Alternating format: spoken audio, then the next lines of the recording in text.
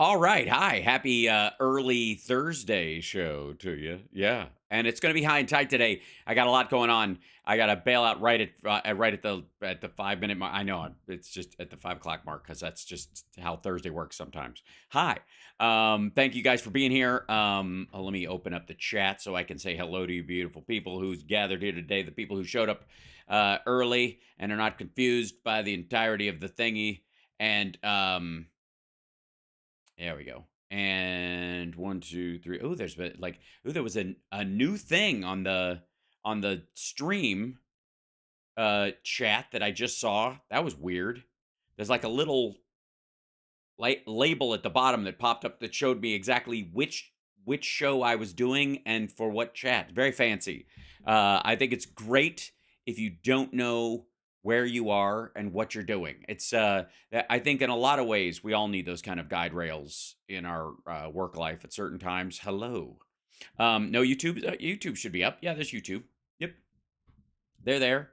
Everybody's there. I know it's a different time today. It's a one-off. Don't read too much into it. People will adapt. If you need to watch it later and get started later, it's totally fine. Should be good. Fear not. Hi, hello, hi, welcome. All right, lots to get to today, and like I said, I'm gonna jump straight in.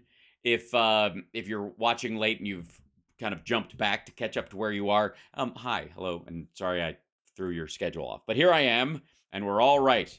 Queensland, how are you?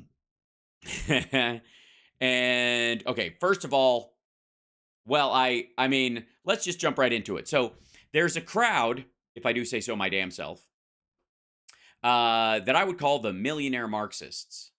These are the Jimmy Dores of the world, and in many ways, I suppose the Anna Kasparians of the world. You know that they show up on the Jacobin and those kind of things, and they tout this collectivist society of Marxism and how communism will finally be ushered in, and blah blah. And yet they stiff arm any material expression of that in their own lives. Zero. Like there is no like I you know workers co-op going on in their place of business in any format, like not in their interpersonal relationships, not in how they pay or don't pay the people on. They're big on firing people willy-nilly. It's pretty hilarious.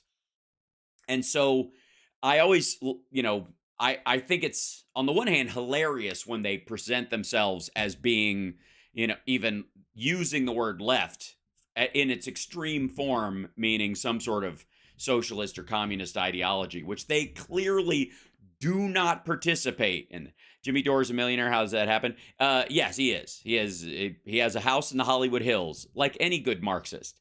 So Hype Train on Twitch. That's right. Before I get into this, welcome to the show. It's Hal Sparks Megaworldwide. Like, subscribe, become a Patreon supporter. Patreon.com/HalSparks. Because I tell you who I am and what I'm here to do, and I'm honest about it. That's right. I work for a living. I'm a stiff just like you, and I need your help to make this show work. So subscribe at the very least. Do the free stuff. And then if you feel like you like what I'm doing and you go, hey, nobody else is doing that, and the details this dude points out are pretty darn sharp, and the connections he makes are very sort of just call me Alex Jones. You know what I mean? I don't need the documents. I've got it all memorized. So where do we start? Okay, so there's a lot of lerve for Putin going on at Jimmy Dore's. I mean, just here. I'll show you the thumbnail. That's the thumbnail. And it's a look how sly Putin looks. And Janet Yellen looks like there's someone outside her window or something. I don't know what this. I guess that's the best. He didn't want to get a straight on shot of her where she looked like a serious person, so he had to grab. It's interesting because you can break down what people are trying to tell you propaganda wise by their thumbnails. It's pretty fascinating. There's an art. There's an art to the thumbnails. CSL and I do our best, but we're pikers compared to the Hassan Pikers of the world, who are just masters at manipulating the the thickheads. I'm sorry, there's going to be an ad at the top of this, isn't there? Over the past 6 months, Yes. we have been Oh, investigating of as well course, as for the exposing Epic the Times. truth behind all of these food processing plants that have been catching on fire and burning. Yes. Hey, remember which, when by the way, haven't been.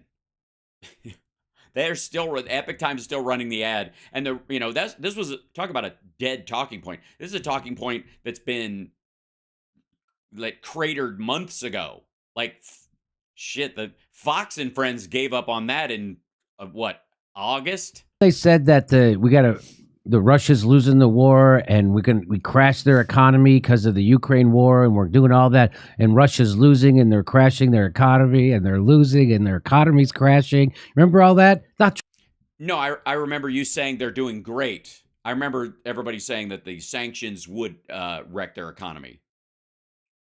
Oh, well, we'll check. We'll check. I don't know where he's going with this, but the reason, obviously, we're watching this. This is the title: Russian economy soars past Germany and the UK. So Germany, the country that was using the most Russian oil and gas, and the UK, who Brexited their way into their own version of MAGA. And have gone through 3 prime ministers this year or last year. I mean, I guess they've hung with this dude for a few months. True. None of it's true. None of it is true. They're doing great. I mean, it's so good. Jimmy's moving there. He's going to pack up his shit because it's a growth industry, that Russia. Russia is winning the war. And again, curiously, why would you be happy about this? I mean, you don't have to like what the U.S. is doing, but the idea that you would like that they're winning, it is incredibly fucking telling. And their economy is doing fantastic. It's fantastic. Guys, it's fantastic. Hold on one second. I got to look up something. Okay. Let's see. Their economy, and I quote, is doing fantastic. We'll see if that's the case. All right, please continue. I want to hear the whole case first. This is a blissfully short clip from Jimmy. Russia's economy is now forecast to grow faster than Germany's. And it's not already? It's forecast to. I see. So it will, if and when, in this. Okay, I'm sorry. I was mistaken. I thought this was actually already happening. Even Jimmy has been caught off guard. Look on his face. Will is now forecast to grow. Forecast. Shit, that means not yet. Britons. How is that possible? Well, because they have a lot of natural resources that the world needs. Yes. Sneeds. It's what every family needs. You mean oil and gas? So, by the way, this is Jimmy, the millionaire Marxist, throwing in his weight behind oil and gas producers. What else do they make, Jimmy? Besides weapons, oil, gas, bombs and guns? I know. Artificial, like, faux-gressives. I see. Yes, that's a growth industry as well. And one of those countries that needs it is China. Yes, they do. They import 80% of their energy and food. This might be news to Jimmy. And so now China and Russia are being pushed closer together. Oh, yeah. They're so close together. They are. And I guess we're doomed. I mean, the United States intertwining our economy with China worked out so well. And now there's other economic power centers being developed. So instead of just NATO, it now... Yeah. The BRICS. Tell us about the crypto. This, you know what? Just go back to what you were talking about in August and talk about it as if it already happened. Because if you'll recall, Jimmy was saying that the BRICS countries were going to come up with their own crypto coin to get rid of the petrodollar. somewhere, and the US dollar is done. That was the quote in August. But we're the ones who are making the wrong predictions. There's BRICS. Just, do I have to? All right. Yeah. You think? Right? Which is all these other countries coming Yesterday, I had a hard time figuring out what the S was. We'll see if he remembers or even together economically in opposition to the United States and the West. And IMF forecast puts numbers on a problem for the West when it comes to Russia and its war on Ukraine. Hey, they look, on the face of it, like mistakes. This week, number crunchers at the International Monetary Fund released forecasts saying that over the coming year, Russia's economy will grow while Britain's will contract. How many people think that Russia is in a massive deficit, and even growth means crawling out of a hole, and that England, while they contract, will still be, I think, hold on one second. I think the article I just pulled up a second ago will, let's see, let's start with this one. I love that too. Russian budget deficit hits 34 billion, but spending growth slows. So even borrowing money, their spending has gone down. I don't know about you, but I think that's a winner right there. That's the future you want. There's no wonder that Jimmy is moving there. Russia's budget deficit, and this is from March 6th. But Russia's budget deficit jumped in the first 2 months of the year, but spending showed signs of growing at a slower pace amid the invasion of Ukraine. By the way, I'm fairly certain. Wait, when's this article that he talked about? Hold on. That's from March 6th. That's what I'm reading. There it is. Does it say when? It's down here. February 3rd. Yeah, just contract. Okay, well, we're back to where we were. Okay, so March 6th. More current numbers, as it were. Here you go. And this is after they released these numbers. And the numbers he's reading are before Russia released its numbers. There you go.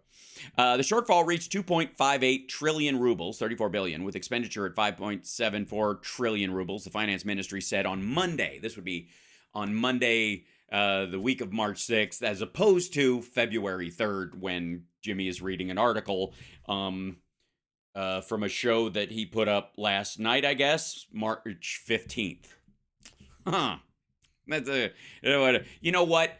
I always feel, and I think a lot of you guys who are investors agree with me, that what you really want to do is, like, January of the year, read whatever it says about the stock market on any given day, and then trade accordingly. Don't listen to any new information going forward, financially especially, because nothing happens after those numbers have been established. Those are I don't know if you know this, but the Dow puts out the numbers for the year. Okay, here we go. Although the budget is deep in the red, the ministry said it remains on target to keep the shortfall for the year within the target. Oh, good. So their shortfall for the year is within the targeted range that they want. So their losses are getting okay. It blamed heavily front-loaded spending this year for this jump in expenditures. What are they spending money on? What could they possibly front-loaded? Death and destruction. That's right. The main reason behind the deficit decline is a 15% drop in public spending after extremely large outlays in the first month of the year. Still, Moscow will find it challenging to, and by the way, that's a 15% drop after as soon as they spent everything on military shit, back to where it was. Like this is an infusion. This is for the who's at home who have been around during our conversations about Iraq war spending and why the fuck we needed to get out of Afghanistan and the limits of Pentagon spending and all the stuff that we actually give a fuck about. Those folks who've been around and understand this kind of stuff will recognize a wag the dog spending when they see it. Except Jimmy, I suppose. Still, Moscow will find it challenging to balance its books as domestic sovereign yields soared above 11% and oil revenues continue to shrink. But hey, you know what? China needs a lot of oil, and Russia is selling it. I mean, pow. Okay. This is from Alexander Isakov, a Russian economist. Sanctions and other restrictions imposed by the U.S. and its allies over Russia's invasion of Ukraine have hit the country's earnings from energy exports as hard as the limits have taken hold in the last few months. Non-energy revenues were down 9%, a smaller drop than the 28% seen in January.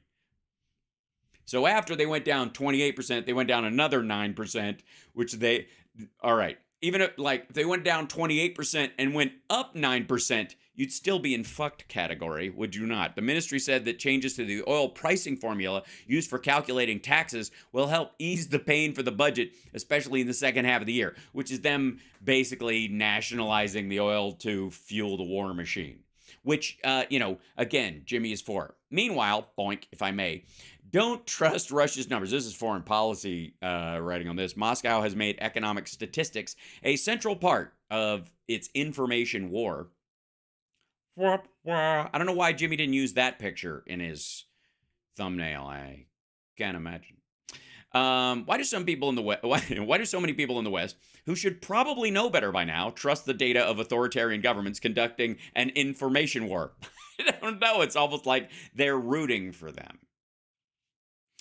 The latest controversy surrounds the state of the Russian economy and what Western media and others have been reporting to their audiences. Read anything about the war in Ukraine these days, and you'll probably find a mention that the Russian economy contracted by about 2% in 2022, a low decline that suggests little more than a mild recession. That number has entered the policy debate. For some, the low figure is proof the Russian economy is resilient and sanctions do not work. Others use the same figure to argue that sanctions are starting to bite and Western countries should double down. Those opposing arguments have one thing in common. They rely on a largely meaningless number. Even if Russia's reported GDP decline were truthful, it is clear that three factors artificially boosted the Russian growth in 2022. First, the economic growth figure has been fueled by Russia's turbocharged production of military gear. Because that's what you want. That's the sign of a healthy economy. Don't worry. We don't need to make TVs and toasters and washing machines and clothing and increase food production and that kind of thing. We just make weapons of war. And for the record, is anybody following the fact that Aaron Mate and Jimmy Dore and all these assholes, all of them say that the United States needs the military-industrial complex. We're starting the war in Ukraine, and we're pushing Russia to do this. I don't know how we managed 8 years ago to trigger this shit now, whatever. But anyways, that we need that the American economy runs on military expenditures. And therefore, we need to start these conflicts to pay for everything. But then when Russia actually does it, that's what this actually is. This is exactly that. They're like, it's a winner. This is a winning way of running an economy. By the way, meanwhile, a little cherry on top of this, Putin urges business leaders to build new Russian economy. Why would you build a new economy if the one you have is working well? I don't know. That's a good question. This is another one of those things. This is like the third meeting he's had this year, like the one in January where he was yelling at the aerospace community to build more fucking planes. And they're like, with what? Okay, so here we go. But they're doing great. And that Russia will eventually grow faster than Germany, Europe's economic powerhouse. So Russia is going to have a more robust economy now. Mm-hmm. You do realize that, again, it matters how you measure growth. Jimmy seems to be under the impression that that Russia's a grower, not a shower. And the fact that it has an innie right now shouldn't worry anyone, because by the time it's done growing, it'll be wagging a sausage. And everybody else who might have some winter shrinkage is clearly, retreating into their taint. What a terrible analogy. I apologize. Now, after all this economic hurt we're putting on them with the Ukraine war, then Germany. I also, again, article from February 3rd, single source, just the grid. I don't know why he wouldn't jump around to other sources. The economic powerhouse of Europe. Oh, and by the way, this is from the grid, trusting the IMF's predictions. Please go and look up, if you give a shit or you think I'm speaking out of turn about any of this, please look up anywhere where Jimmy talks favorably about the IMF, the International Monetary Fund, which I think he believes is most of the time is a front for the CIA. Russia's now going to surpass them. Did we? No. A person who climbs 6 feet out of a 10-foot, when they're in a 10-foot hole versus another person who climbs 2 feet up a hill, which one is further along in their journey to the top of the mountain? You see the issue here? Jimmy doesn't. Neither does Kurt. Did not know that when we blew up that gas pipeline that was clearly We knew that. going to harm Germany. Like why did Germany? Why Germany? Germany had already stopped using Nord Stream and they already have all right. Okay, one more second. This is another thing that I can't. All right. And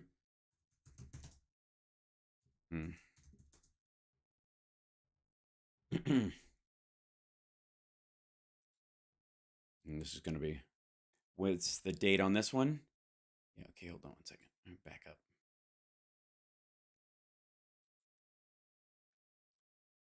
If you'll recall, let's see, Nord Stream 2 explosion. Let's see what the date was on that.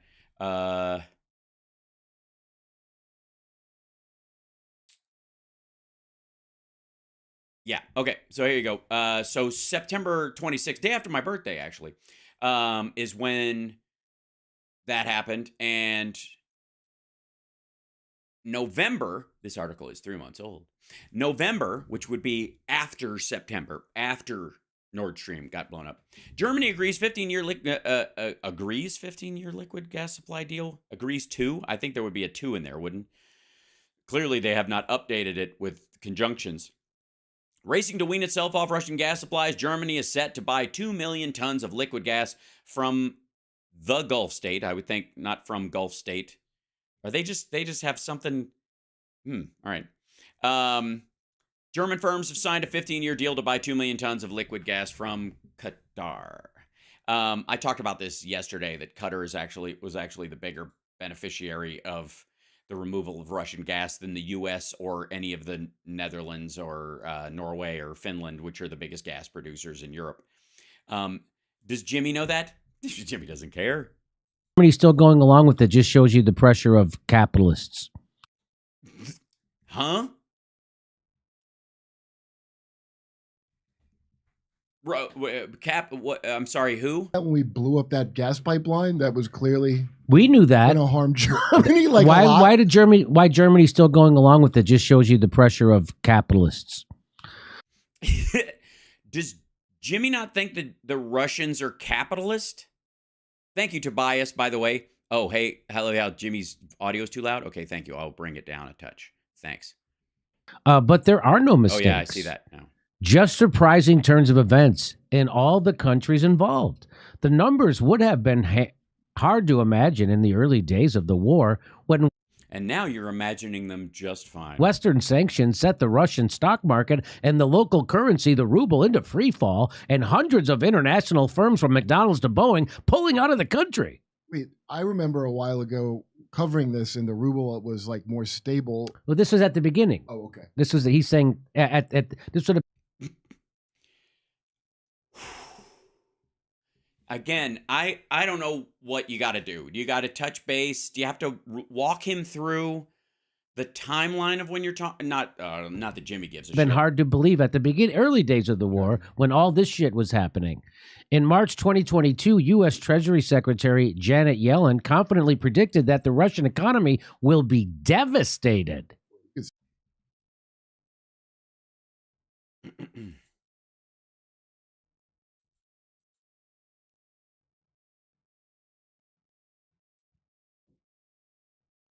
No, it looks great. Yeah, it's looking good. It's not. It's only the biggest deficit they've had in 100 years against a country with like the 36th largest military in the world when they attacked.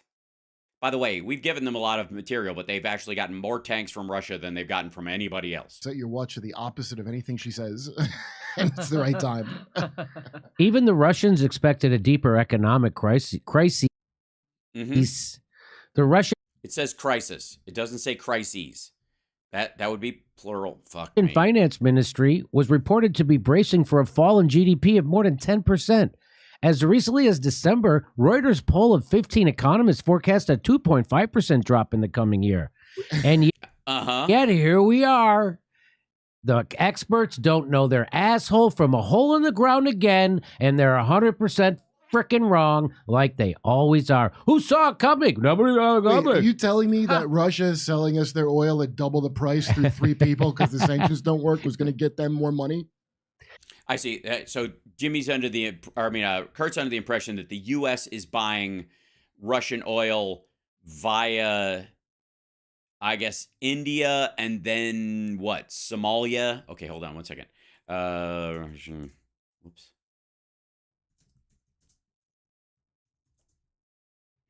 Hold on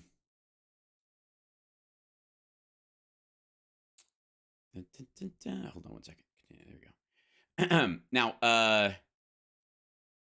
this isn't obviously from a story from last March, nor is this a story from February 3rd. This is yesterday. Russia's oil revenues fall sharply as the West price cap starts to bite. The oil cap started in January, February 5th. The gas rule, like any processed oil product, kicked in on that. The IEA said Russia's estimated oil export revenues fell to 11.6 billion last month, down 2.7 billion from January when volumes were significantly higher. It remains to be seen if there will be sufficient appetite for Russian oil products now that the price cap is in place, or if its production will start to fall under the weight of sanctions, the IEA said. Revenues are already dwindling, the energy agency. But, again, what are you going to believe? Who are you going to believe them? The grid a month ago or the International Energy Agency yesterday? I don't know. Do they spin a wheel to see who runs things at the CIA these days? Like, okay, today we run this company and tomorrow we don't. We're in charge of the IEA today. The International Energy on Wednesday agency said Russia's oil export revenues fell sharply in February, prompted by bans and price caps designed to curtail Putin's ability to finance the war in Ukraine. The IEA said Russia's estimated oil we already saw that part. It remains to be seen if there will be sufficient. We saw that part too. Energy agency said, citing the Russian finance ministry. Okay, so they're using obviously hyper partisan U.S. neocon figures, probably Hillary Clinton in a disguise, that Moscow's fiscal receipts from oil sales were just 45% of the level from a year earlier. Almost a 50% drop in a single year. That's not, and that's, but they're getting closer. It's them in China and India, and their receipts, their fiscal receipts. The latest figures come shortly after the IEA said in mid-February that the West's oil war against Russia appeared to be having the intended effect, despite surprisingly resilient production and exports in recent months. Ukrainian officials and campaigners have previously called for Western policymakers to ramp up financial pressure on Russia by targeting its oil revenues to help Kiev prevail. I still don't know usually we get caught up in how dumb Jimmy is, but let's take a moment to appreciate how dumb Kurt is. Let's back up and let's look at what Kurt just said and see if you can spot the dislocation in his brainstem that makes it impossible for him to comprehend the difference between wholesale, retail, and resale in these three instances. Let's see. Say it. Always are. Who saw it coming? Nobody saw it coming. Wait, are you telling me that Russia is selling us their oil at double the price through 3 people because the sanctions don't work was going to get them more money? Yeah, you heard that right. So Russia selling oil at double the price through 3 people.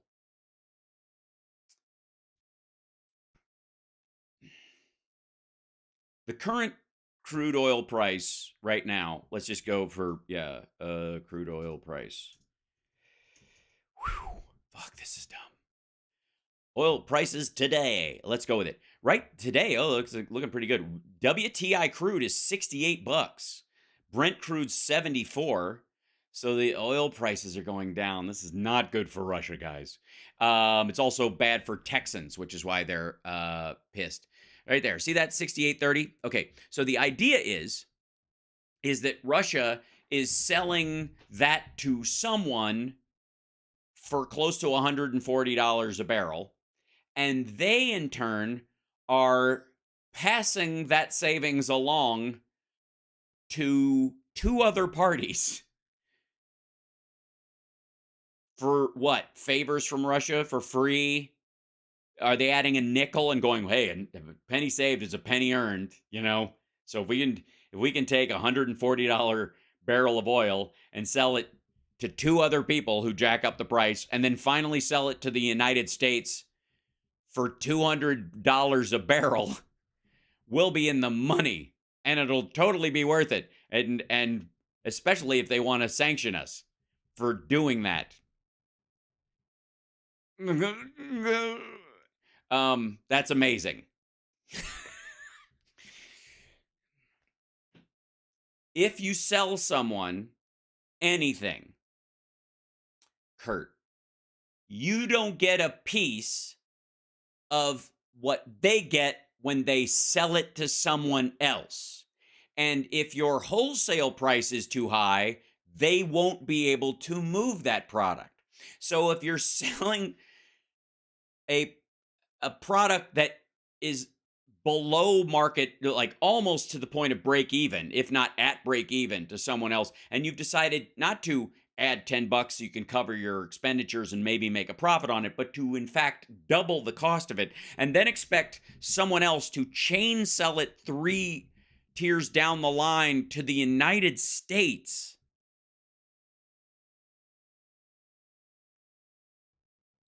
Okay, as brain farts go, whatever, when it comes to Kurt. But you have to understand that this is how both Kurt and Jimmy think the world works. That's how, imagine, like, they think this way whenever they go to the store and they're like, eggs.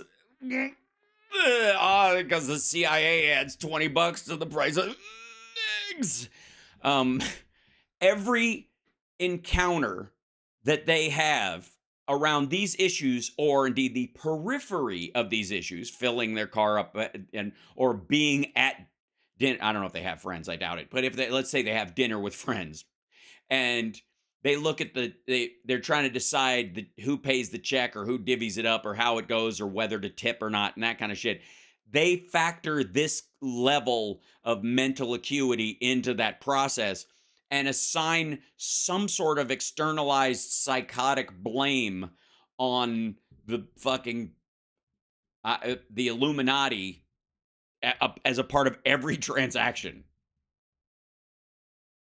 That I was not expecting that level of stupid.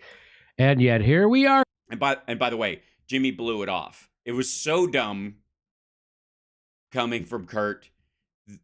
And Jimmy blew it off. And I will tell you from an experience of seeing these videos and talking through them with you as many times as I have, that Jimmy didn't blow them off because Kurt said something dumb and he's embarrassed by it, so he just wants to move on. He's afraid that Kurt said something really smart that's like next, fifth level chess, or, and he has nothing to add to it.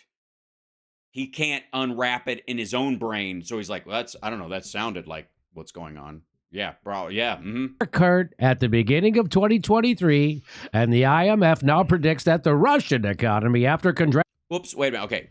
Now predicts the Russian economy, after contracting by 2.2% last year, will start growing again in 2023, expanding by 0.3%. So does anybody see the math going on there? Jimmy, do you see it? You look shocked. because you know I'm about to point out the fact that that still means even if it took them a whole year to turn last year's 2.2 into 1.8. Still, yeah, they're driving in reverse slightly slower. And that's with the IMF's puffery, believing the figures that they had at the time before the Russian ministry came out and said, actually, we're kind of fucked. We're really sort of fucked. I'm not going to shit you about this. It's bad. Yeah. It's not quite shit your pants, unless that's your idea of a good time. But it's the Russian economy. What can I say? It's better than a sharp stick in the eye, but only just.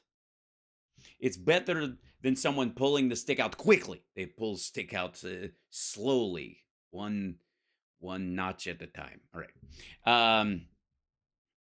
And then it'll and expanding by 0.3%, and then 2.1% in 2024. Can you imagine what those figures are based on? That the IMF says that a year from now, 2 years from now, at the end of 2024, it would have resulted in Russia's economy expanding by 2.1%. By the way, the 2.2% contraction last year, also based on exaggerated numbers from the Russian ministry last time, literally wartime numbers. But anyways, it's not important. Acting by 2.2% last year, will start growing again in 2023, expanding by 0.3%, and then by 2.1% in 2024. Yeah. And when has anybody in a 2-year prediction in the middle of a war ever been wrong? Oh, they already have. I'm sorry.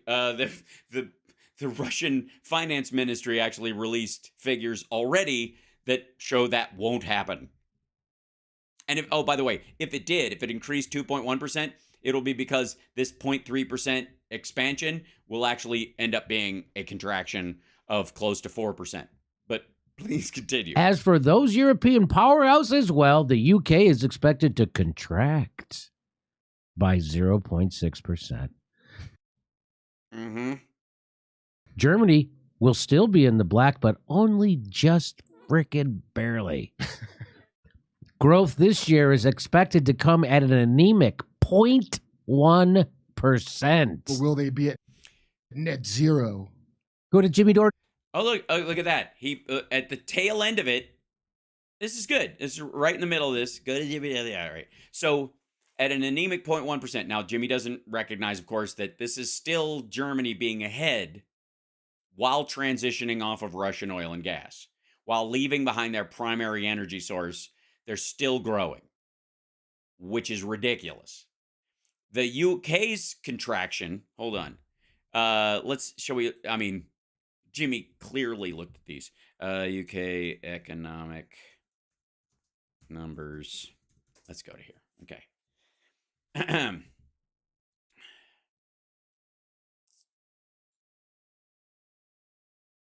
Previous 3 months current zero shows 19.4 billion. Economic indicators, House of Commons layer, gross. Let me go to news on this. This is the current. Will this shrink down so you can see it? No, hold on. I got it. Minus. There we go. All right. Well, that's just the trade deficit. That doesn't help me. Okay, let's go to news. The UK economic numbers. GDP monthly estimate, January 23, return to school unexpectedly boosts UK economy in January. UK rebounds as Rishi Sunak because confidence is returning. UK budget deepens social. Okay, hold on. The budget offers more free childcare as work incentive. UK will not enter a recession this year. Finance Minister Jeremy Hunt says in budget speech. Let's see. That's probably the most depressing version of events. So let's take a look. UK will not enter a recession this year. Finance Minister Jeremy Hunt says. No relation to Michael. Says in a budget speech, U.S. Finance Minister Jeremy Hunt said Wednesday that the economy would no longer enter a technical recession in 2023 based on new forecasts from the Independent Office for Budget Responsibility. Announcing the government's spring budget, Hunt said that the UK economy was proving the doubters wrong, following earlier predictions that the country was facing its longest ever recession. The chancellor also unveiled a series of workforce and childcare reforms aimed at stemming early retirement and tackling the country's chronic worker shortage. British Finance Minister said Wednesday that the UK economy would not enter a technical recession in 2023 as previously anticipated. The updated outlook was based on new forecasts Blah, blah, blah. The chancellor is there. Here it is. Its revised outlook, the OBR said, predicts that the economy will contract by 0.2% this year before growing by 1.8 in 2024 and 2.5 in 2025. During the autumn statement in November, the OBR said that the economy would shrink by 1.4 in 2023. The OBR, so it'll be like months up and months down, and that's why I think that's where they're going with this. The rate of inflation currently stands at 10%, having fallen from a high of 11.1 in October. However, it still stands well above the target of 2%. This is all Brexit related. They forecast, because now they have to import European goods and stuff as a total stranger. They have to do basically unilateral trade deals with everybody. The forecast will meet with the priorities, blah, blah, blah, workforce reforms, and then they still, and by the way, Jimmy is rooting for the UK to shit the bed. And the UK, for the record, now I would just like to stack this against the things that Jimmy supposedly liked Bernie for, and the things that he supposedly liked the Squad for before he hated them. In a slew of budget announcements, Hunt raised the pension allowance for higher earners in an effort to stem early retirement and improve the country's chronic worker shortage. The Chancellor of the Exchequer increased the cap on tax-free annual pension contributions from £60,000 to £60,000 from £40,000. He also abolished a lifetime allowance on tax-free pension pots. Childcare support. The finance minister also announced a package of support for working parents. Many of them have been deterred from returning to work due to UK childcare costs, which rank as the highest in the world, according to the OECD. Which, by the way, if you talk about like all the complaints about inflationary measures where you print money and it goes into the thing and it raises the cost. When the government specifically pays for child care support directly the way the UK government does, the price just ticks up. This is the effect of a UBI situation in these circumstances, and it's uniform across the entire country, unlike, state-driven things where some states may say, fuck your kids, and other states go, yeah, we're throwing everything we have at them. And so the prices in those states will vary differently, and some people will go, if you get too high, I might move to another state to raise my kids, and that's the back and forth. The UK has none of that. It's uniform across the entire state, or the entire country. An expansion of free childcare support will provide an extra 30 hours a week of care for working parents of children over the age of 9 months. Previously, the free childcare allowance was available only to parents of 3 and 4-year-olds. There you go. So that's the end of it. That's, oh God, thanks. Thank God it was fucking short. But at the tail end of it, I forgot. Let's go with Jimmy and Kurt, like on Jimmy's show. Kurt, on his way out the door, makes a jab at climate change policy, at the concept of net zero. Watch this. Oh, sorry, I've got to push play on this guy. Growth this year is expected to come at an anemic 0.1%. But will they be at net zero? And then that's it. That's the end of the. That's where they decided to cut out on it. They wanted to include that. I guess they had to, because he kind of stepped on him a little bit. Yeah, just on his way out the door, hyper left wing Jimmy Dore has Kurt Metzger shitting on the concept of net zero as a policy. For fucking what? No? Anybody? All right. By the way, you're watching Hal Sparks Megaworldwide. I don't pick these clips. I do pick which ones we're gonna have from a list of them, because there's so many. But I don't cut these clips out of their show and say I'm gonna talk about this chunk. They present this as their argument. They present this as this is the best I got. This is me saying my piece about this thing. And nobody does it better. And they stand by that.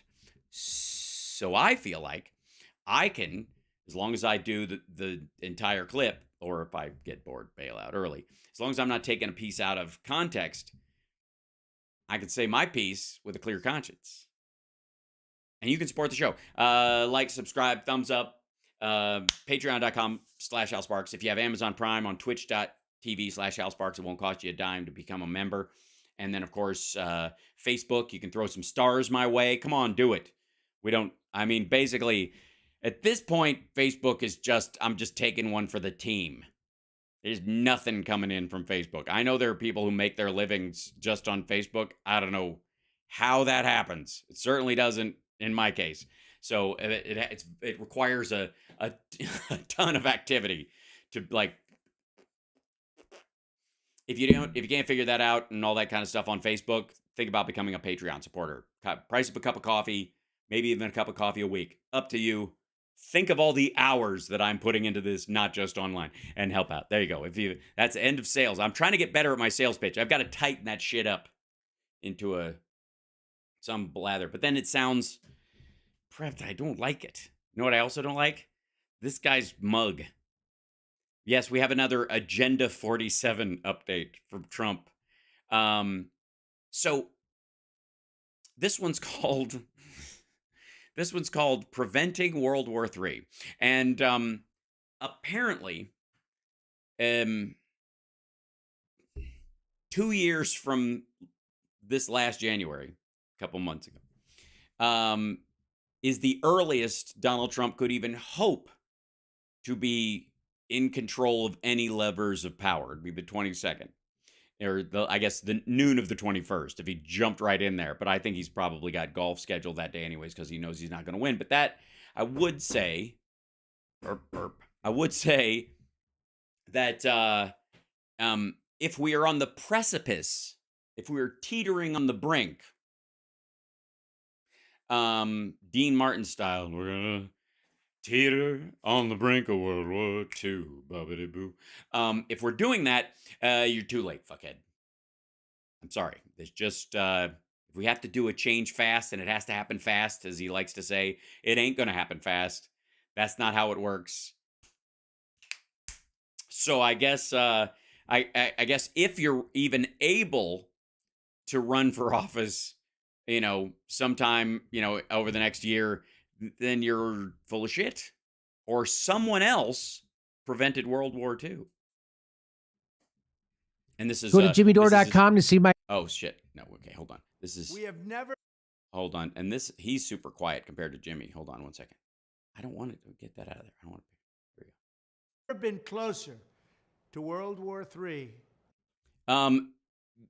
Yes, we fucking have. And by the way, goddamn, why is he so quiet? Than we are today under Joe. Isn't that weird? Like, that video is ridiculously low. Sorry. Especially compared to the Jimmy clip we just listened to. Sorry. Apparently, somebody at Trump Social doesn't want him to be heard. And Bay of Pigs, anyone? Jesus Christ. There's been a dozen times where we've been literally like people were opening silos. Joe Biden. A global conflict between nuclear armed powers would mean death and destruction. Armed powers. Hold on one second. Jesus Christ. Yeah, that's as loud as this thing gets. Sorry about this, folks. If it's quiet, I'll speak softer, and then it'll be more even when you listen to it. It won't be as overwhelming. You might have to turn it up on your side. Right? Destruction on a scale. Destruction on a scale. Oh, maybe because he's. Yeah. Let's run back.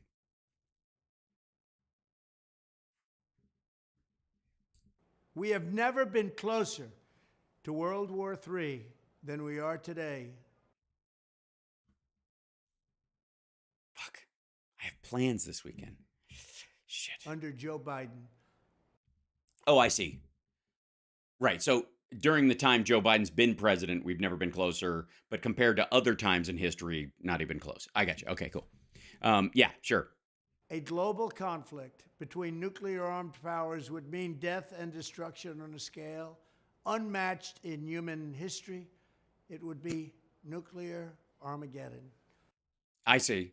He coined that phrase himself, nuclear Armageddon. Somebody write that down. That's sharp. I think it's got legs. I even think the word, I don't even remember the last time I've heard words like Armageddon. I think somebody should that'd be a great movie title. Nah. Nothing is more important than avoiding that nightmare. Well, I mean, I think it's up there in the priorities of things, but if it's not going to happen, then you prioritize other things. You know what I mean? Like, fuck homelessness, drugs, but no one, fuck the border. This is what I want. We're not going to protect the border at all anymore. It's just all about stopping nuclear. Let everyone from South America into the country so they can man the nukes. We will avoid it but we need new leadership. In a couple of years. Every day this proxy battle in Ukraine continues. We Ooh, he's calling it a proxy war now. He's getting his notes from Russia now. risk global war. We must be absolutely clear that our objective is to immediately have a total cessation of hostilities. All shooting has to stop. This is the central. You have Putin's number. The easiest way this could be over is he packs his shit and he gets the fuck out. issue. We need peace without delay. With peace without delay. Why didn't somebody think about this? I don't, honestly. In addition, there must also be a complete commitment to dismantling the entire globalist neocon establishment that is. I'm sorry. I honestly thought for a second there he was going to say the nuclear weapons, like everybody's nuclear arsenal. Apparently not. Apparently it's just the Jewish bankers. Is that where we're going? Without delay. In addition, there must also be a complete commitment to dismantling the entire globalist neocon establishment that is perpetually dragging us into endless wars, pretending to fight for freedom and democracy abroad, while A bird. they turn us into a third world country. Has anybody seen any of the new airports that have just opened in this country? They're pretty sweet. I don't know why the Kansas City airport didn't open during the Trump years. And I don't know why the funding to do it didn't show up either. I do know it showed up about a year into Joe Biden's presidency. Probably just luck of the draw. But by the way, if that's what third world countries look like, I can, it's like the Olympics now. The difference between first, second, and third is obviously microseconds. And a third world dictatorship right here at home. Yes, you know what? I have to say, I'm enjoying Biden's tiny little mustache, and the fact that he always wears a military uniform everywhere, and the hat. It's sharp. It's pretty sharp. When he stands on the balcony, and he makes Jill wear that veil and stand there with her head down. It's fantastic. I wish he wouldn't yell in Spanish though, because I don't understand him when he does it. But it looks great. The State Department, the defense bureaucracy, the intelligence services, and all of the rest need to be completely overhauled and reconstituted to fire the deep staters and put America first. We have to put America first. Right, asshole. Those people follow orders. They don't give orders. That's why we have civilian control over the military. You would know this if you'd ever been president instead of a golfer on the public tit. Finally, we have to finish the process we began under my administration of fundamentally reevaluating NATO's purpose and NATO's Reevaluating? Re-evaluating? Or just fundamentally evaluating? Fuck me. mission. Our foreign policy establishment keeps trying to pull the world into conflict with a nuclear-armed Russia based on the lie that Russia represents our greatest threat. But the greatest threat to Western civilization today is not Russia. It's probably, more than anything else, ourselves. And some. Yes, I blame me. Thanks. You know what? I mean, because, if you're pointing a finger, you're pointing three and, well, in some cases, two back at yourself, depending on whether you played with fireworks when you were a kid. And, I think it is time for some introspection.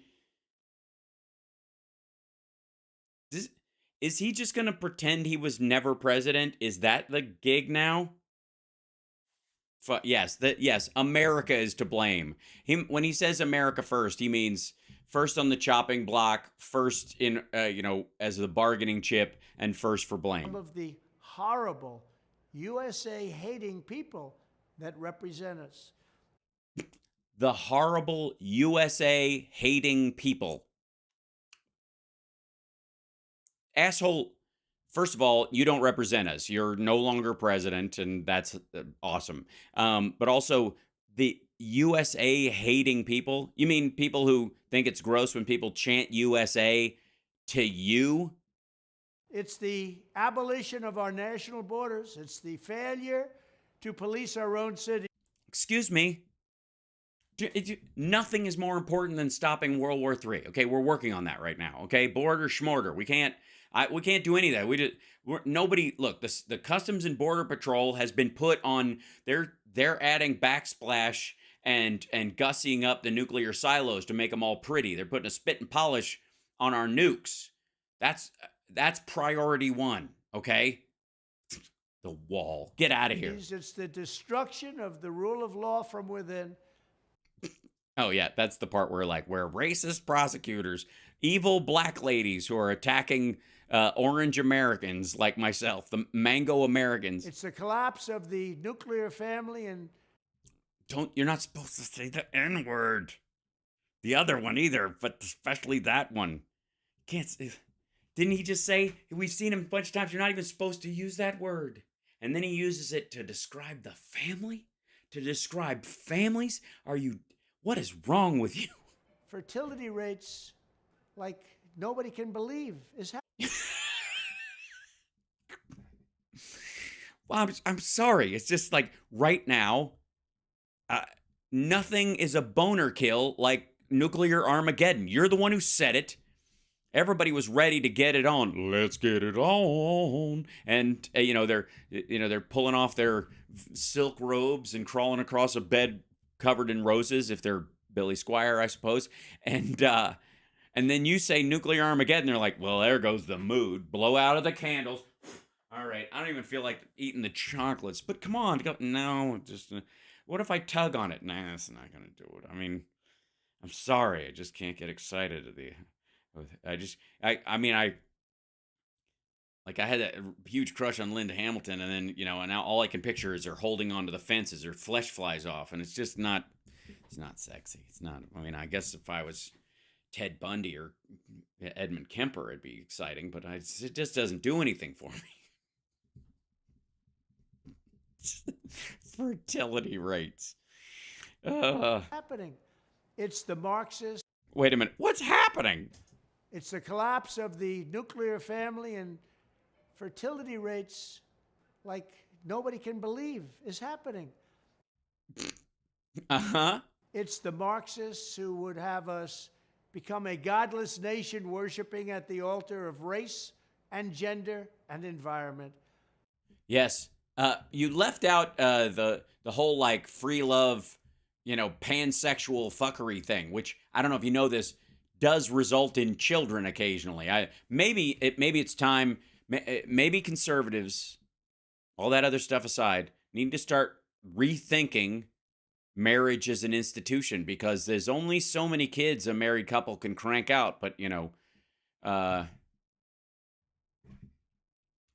just think it's if you're willing to point the finger at yourself over nuclear Armageddon, I think you should take a little of the heat on how much sexual energy you've actually destroyed simply by existing. And it's the globalist class that has made us totally dependent on China.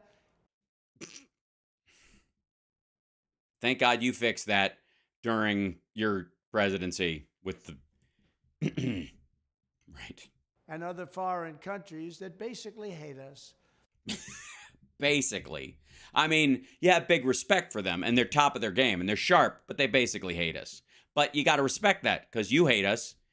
So, turds of a feather. These globalists want to squander all of America's strength, blood, and treasure, chasing monsters and phantoms overseas. Chasing monsters and phantoms overseas. Are you saying that Vladimir Putin is Bigfoot? While keeping us distracted from the havoc they're creating right here at home. Well, I don't know how you could be. Because your ghosts and phantoms overseas, they must be something else to have you walk right past havoc and not notice. Americans, what's wrong with you? Why won't you be as panicked as he needs you to be every fucking hour you're awake? Why not? Look around. Stop thinking, ooh, Vladimir Putin, ooh, Xi Jinping, ooh, eat our lunch nonsense. Why you got blah, blah, blah. You're surrounded by immigrants from insane asylums who are pouring into the country on a giant water slide. These forces are doing more damage to America than Russia and China could ever have dreamed. Nah, I think they'd have to build up a nuclear arsenal. You'd have to dream about the destruction. I mean, oh God, this is dumb. Evicting the sick and corrupt establishment is the monumental task for the next president, and I am the only one who can do it. I'm the only one that can get the job done. I know exactly what has to be done. Well, then, why didn't you do it last time? Isn't that what he said in 2015? That's it. They just cut him off. That was the end. Holy shit. Monumental task for the next president, and I am the only one who can do it. I'm the only one that can get the job done. I know exactly what has to be done. He was, did you hear that? He was taking a breath. There was more to that. He was going to say, thank you, good night, God bless America, and MAGA, and America first. And then he flubbed something, so they just dumped it and just moved on. Now, I have to say, was that ridiculous and stupid and a waste of time? Absolutely. Was it necessary for us to cover? It's hard to say. But I will say this. These videos he puts up, have a singular purpose, which is staving off the Federal Election Commission for busting him for essentially ripping off his donors by pretending to run for office. He's putting these up because he's got to, that's why they even called it Agenda 47, because he can argue it in court. This is all a scam to steal money from his voters, and which is precisely why I'm for it. I love these videos, and I need them to continue. Yes, it was informative and inspirational. I laughed, I cried. It became a part of me. Now, let me see if this is in here. Okay, so let me show you something real quick. We are, I don't know if you know this, and you probably from that last video with Trump, you probably thought, if you're just joining us, we're the closest we've ever been to nuclear war or World War III or both or either that we've ever been under Joe Biden, which I think is technically, unless you're moving completely away from it where there are none, is true of every president as days go by in their presidency. Because if it does happen, you're technically just by the tick of the clock moving towards it. Never mind. Anyways, but it doesn't matter. But I mean, at one point, why will they even bother to nuke us when we are apparently heading for a Venezuela collapse? Now, I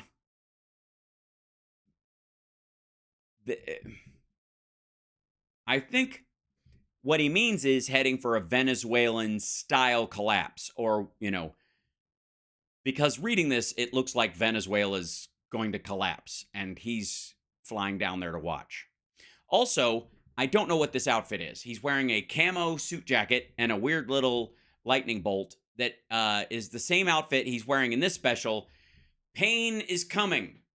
This is one of his hour-long chalkboard specials, and I don't really do these because he doesn't cut clips from them. He just does the whole fucking thing, and it starts off with just like well, you'll see. Hold on, I'll show you some of it.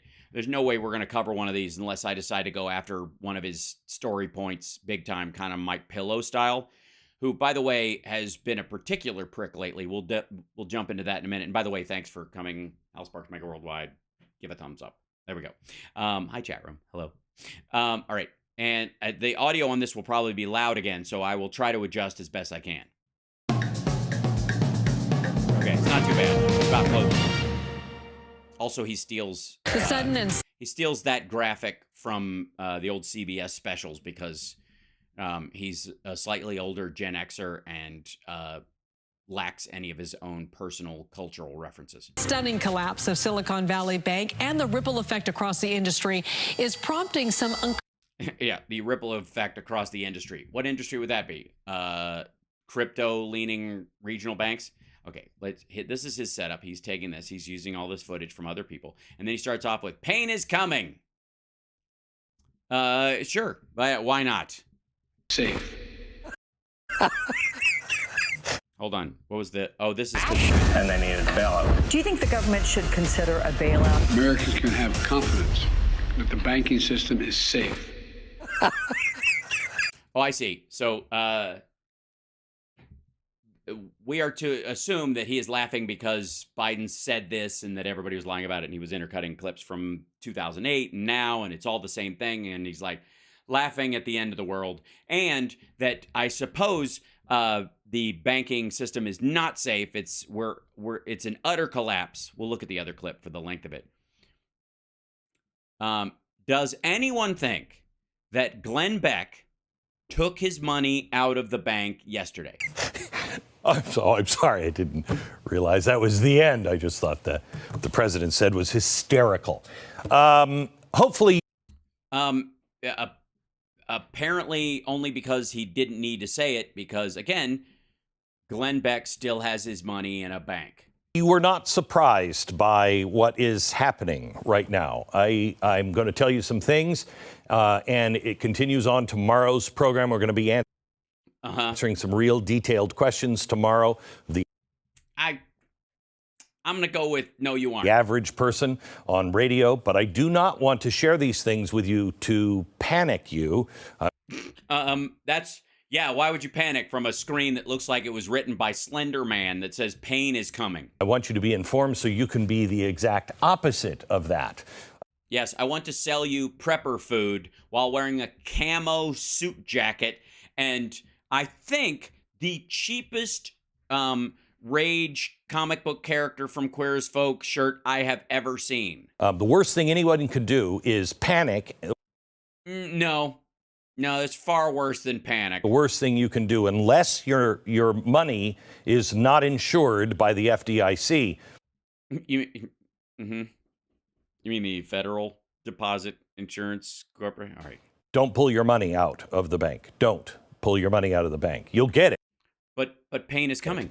I mean, if we really go down the crapper, you could use it to wipe yourself, but that'll be about all it's worth. But I digress. I've been trying to warn about the systemic problems with our economy since way before the 2008. Look at all these things flashing red. I wasn't surprised when it happened. No, you weren't? You made money on the deal, did you? I still don't believe that wasn't the big one. The problem was we came in. You still don't believe that wasn't the big one. So it was the big one. And we fixed it with things that are just going to break again.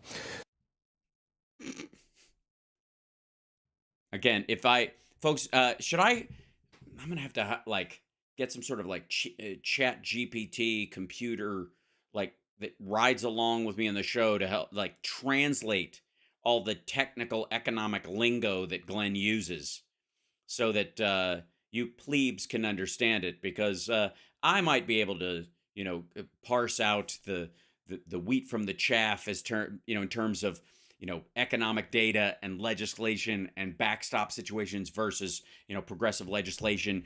In all this mix out of what he's saying, but not the average person can't be expected to what?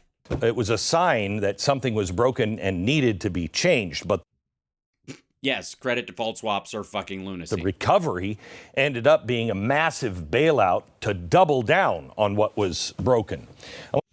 No, it wasn't. No one doubled down on credit default swaps past that point.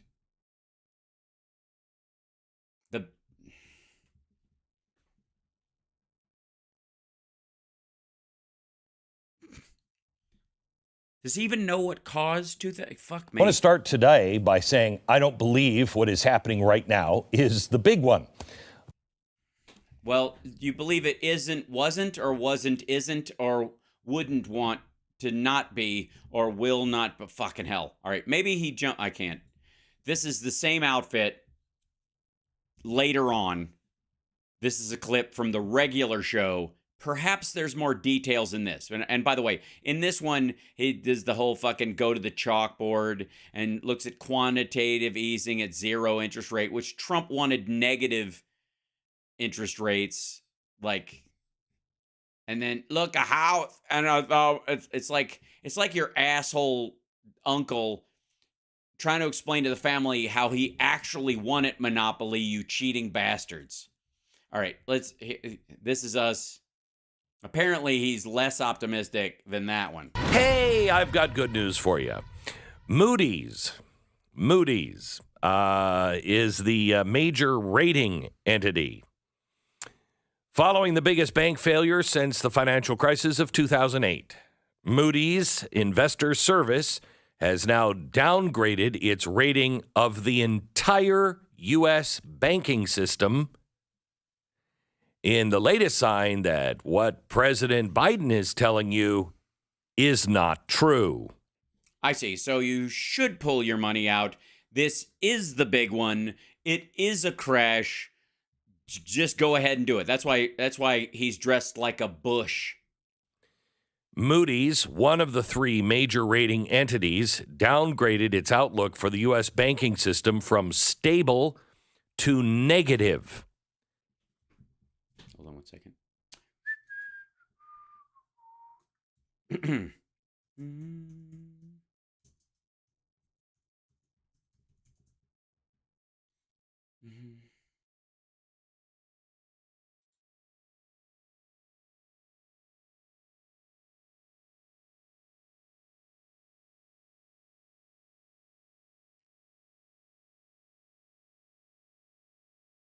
Yep, here you go. This is what he's reading from.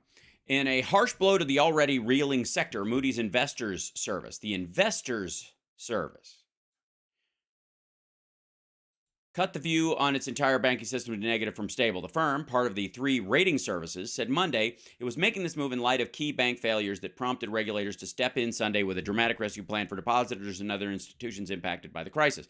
We've changed to negative from stable our outlook on the U.S. banking system to reflect the rapid deterioration of the operating environment following deposit runs at Silicon Valley Bank, Silvergate, Signature, and the failure of SVB and SNY. Moody's said in a report. The move followed an action late Monday when Moody's warned it was either downgrading or placing on review for downgrades 7 individual institutions. The moves are important because they could impact credit ratings and thus borrowing costs for the sector.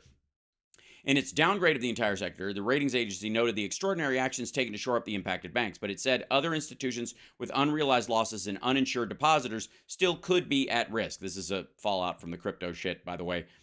The Federal Reserve established a facility to ensure that institutions hit by the liquidity problems would have access to cash. The Treasury Department backstopped the program with $25 billion in funds and vowed that depositors worth more than $250,000 at SVB and Signature would have full access to their funds, because neither of those banks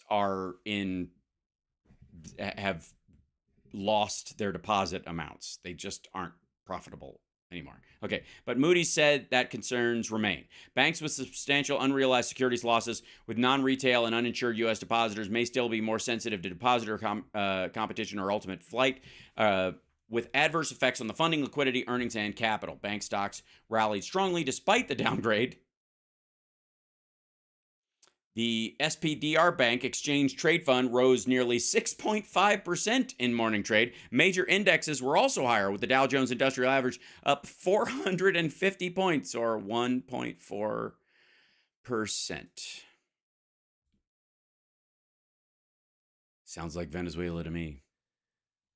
They did this yesterday to reflect the rapid deterioration of the operating environment following deposit runs at Silicon Valley Bank, Silvergate Bank, and He's literally reading from the same CNBC article I just showed you, but he's not citing it or showing it because you might go look it up. There was a while when remember when Glenn was presenting his morning read where his staff would put together a list of articles that he would kind of glance through and pretend he already knew shit for the show? and then laugh about how right he was before he'd even fucking said anything. Okay, they used to post that, or he used to talk it up anyways. They may still, but he doesn't mention it anymore that I've seen. His little morning read, right? And it was like a Substack. They were going to charge for it, or it'd be part of your Blaze membership. They've stopped doing that because if you look at the articles he's talking about, you will go to, paragraph 3 or paragraph 5 or paragraph 7 and go, oh, he's blazingly full of shit. Signature Bank. In addition to downgrading the entire banking system, Moody's also issued... For investment, by the way. This is not their credit rating. This is not the Moody's, rating in that regard. It is whether or not you should invest in them or not. Because they have an investment arm as well. That's what this is. And that's wholly different than whether or not they're solvent or insolvent, which is what most people associate with Moody's, which is exactly the game he's warnings playing, as I just read to you from the actual article that he is citing. For several individual banks with substantial unrealized security losses. What is an unrealized security loss? Obviously, they. I'm going to guess they spent a lot of money on Pride and trans surgeries, and they wasted like millions of dollars putting pronoun placards on everyone's desk. No, that's not it. You sure?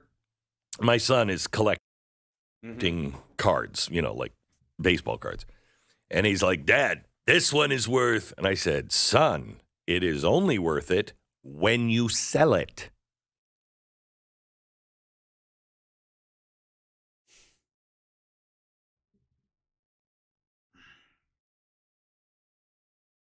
So he's just as condescending to his children.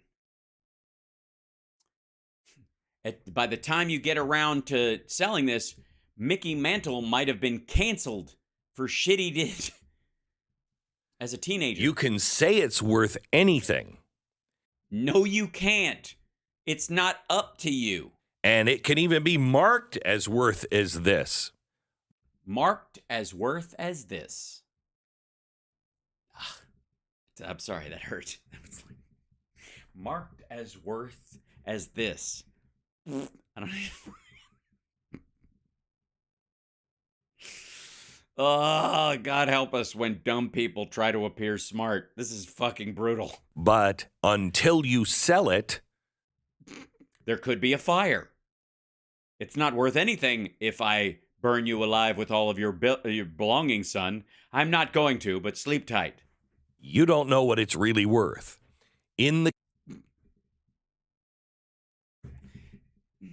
These aren't Beanie Babies where people are just rolling the fucking dice. If he's collecting baseball cards, in theory, there's an established market for baseball cards.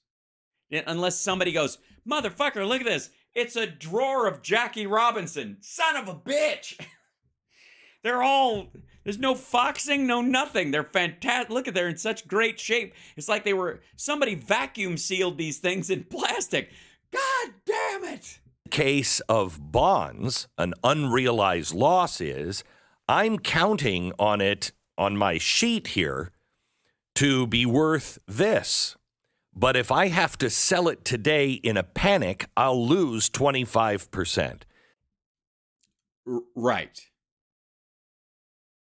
But I think your son is looking at what, according, he's to kind of backfill the analogy where you're being a piece of shit to your kid. Your son was saying today this card is worth this. So if he had to sell it in a panic, that's how much it would sell for. If he keeps a hold of it, it'll be worth more. A bond has a very specific maturation number, and if you have to sell it in a panic, you are not meeting the obligation of that bond in the first fucking place.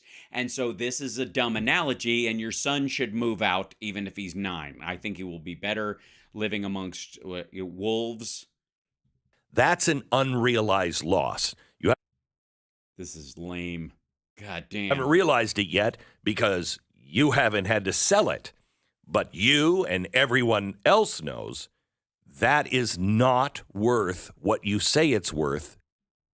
Nobody says it. An unrealized bond, you can't say it's worth anything today if it's unrealized. Nobody even talks about this shit this way. If you're trading bonds before they mature, if you're in the repo market and you're shifting this shit around, you find out daily, moment to moment, what they're worth. And if you can find a peak and sell them to somebody else who wants them, and your prediction for where money's going to be a couple of years out says, you know what, even though I'm taking it as a loss, it'll be worth more to me to have this in cash now than to have the safe number of this later, because I can take that money out of that bond and put it into something that will, that's definitely going to skyrocket. I know for a fact that nothing's ever going to happen to Vine. If I can, yeah.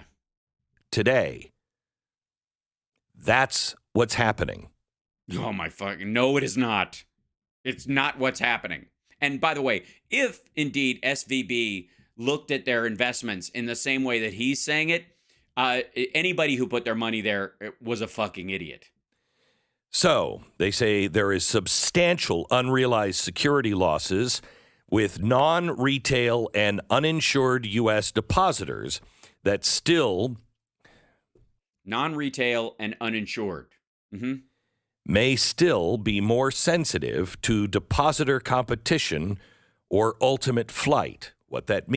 Depositor competition. What that means is people who have actual money might take their actual money and put into a bank that isn't leveraged this way, that's not a regional bank. They'll move it to a big bank. And the Fed is saying essentially that in the cases of these banks that are on shaky ground, that depositors will be able to have their money that they earned, that they put into that bank, that they had no reason to believe it was being gambled with, Enron style. They'll get their money because it's sitting in the system somewhere.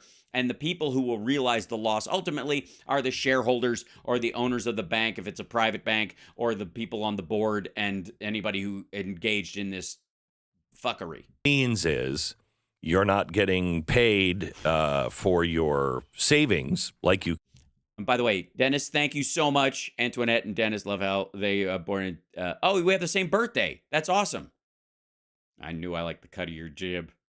And Carl, thank you so much. And Robert, bless you for that.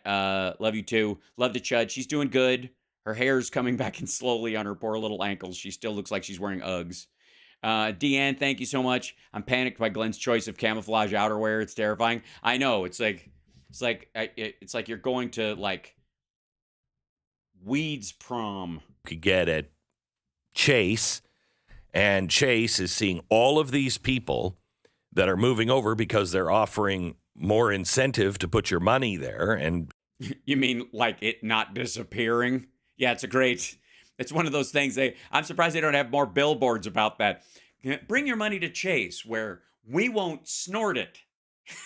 This is the and save your money there and have a checking account there. And so you're making more money over there. Plus, people are worried about their local bank now, and so they're taking their money out and going to Chase. I see. So they're not pulling it out and putting it in a fucking mattress, so it's not 1928, is it? It's going right back. And by the way, of the $40 billion that was allegedly taken out of that SVB in the days leading up to its being given a new CEO and redirected, and it's still operating in full function, and depositors are getting access to their money and blah, blah, blah. In the days leading up to that, you think those people cashed it out and just walked out with suitcases full of $10,000 bills, you fucking lunatic? I will tell you, if you are in an FDIC insured bank, don't take your money out of. SVB was FDIC insured, as was Signature. The bank. Don't. If all of these banks start to fail, the first thing that's going to happen are all the local banks will fail, and they'll fail because people panic and they go and take their money out It's just like It's a Wonderful Life. No, it's not. Oh, my God. Ah. This is so fucking... Mr. Potter Oh, Jesus. is J.P. Morgan Chase. No, he is not in this case. What the... So you thinking It's a Wonderful Life, the safe bet was to put your money with Potter? They're offering more for your money. They'll give you money now. They don't give you money now. They'll take your money and it'll be safe over there. What? What is this? Look at his face. He thinks he's onto something. God damn. Some days it just hurts. Like, Uh-huh. And what happens? Yeah, an angel, I don't know, gets its wings. Something about bells and Zuzu's petals. It snows. That's what happens. Mr. Potter gets more powerful and more wealthy. Don't take your money out of the local bank. Especially if it's got unrealized securities losses and the board is full of Silicon Valley assholes who are snorting profits. Unless what? What's the bit? How do we know? How should I know, Glenn? I'm sitting here. I'm on the edge of my seat. Me and Marge are sitting here. We're very worried. We're having we've got a little. She's laid out a lovely little plate. We're watching you on the TV, and we got green olives and some Triscuits and some of her fabulous cheese artichoke dip, which she uses when she juices an artichoke. It's a complicated process. It takes days. But I love it as much as I love her. And we're sitting here watching you on the TV, and we've got all of our money in Farm Bureau County First State Bank Baptist Division, and we're worried about the $3,700 that we've got in there right now, and we don't want to panic anybody because our daughter-in-law works at the bank. But if I have to go in there and punch her in the face and make her give me my... Do we have to rob the place, Glenn? Tell us. I don't have pants on right now, but I can be out the door in a couple of minutes. it's not FDIC insured. Oh, yeah. Is it? I don't know. I don't know. I saw 4 letters on the front of the bank, but I think it was LGBT. I just don't like 4 letters that don't spell anything. It upsets me. Once this collapse comes, and it is going to happen. Well then, but don't panic. And it is going to happen. Your money, your dollars are going to be worth less and less. We are headed towards Venezuela. But don't panic and don't take your money out now. Wait till it's worthless and everyone else is panicking. You have to understand that. Hope you live by a zoo because you'll get the big cat. You'll be able to make lion stew for a while. We are headed towards a Venezuelan-style collapse.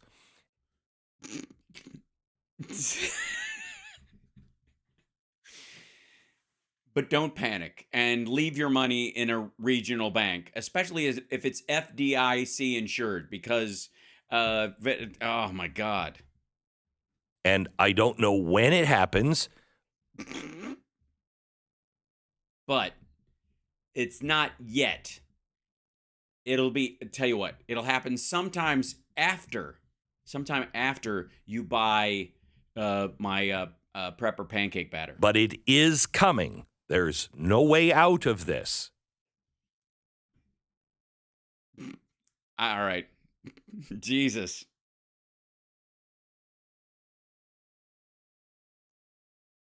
It is coming. There is no way out of this. All right. Like, is there like a Doom Sprayer Olympics that's happening right now? Are the Doom Awards coming up? And is it shit the bed sweeps week in the Doom Sprayer world? Because he and Russell have been like jockeying for first. Just don't panic and Okay. It's going to happen. We are headed for a total Venezuela. You'll be able to wipe your ass with money, and that's just about it. But don't panic.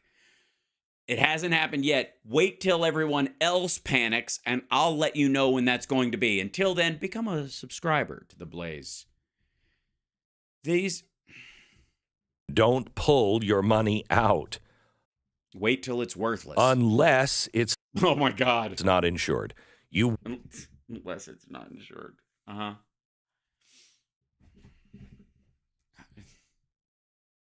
Will get your money just like the people did at, Silicon Valley Bank if it's insured. However, there won't be any money, so they'll have to print the money, so you'll only get a fraction of it. This is why.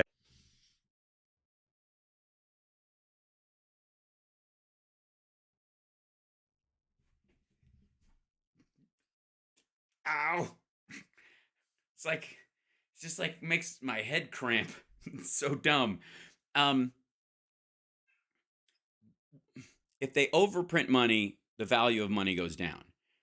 But you still have the same volume of money. It'll just be worth less in theory.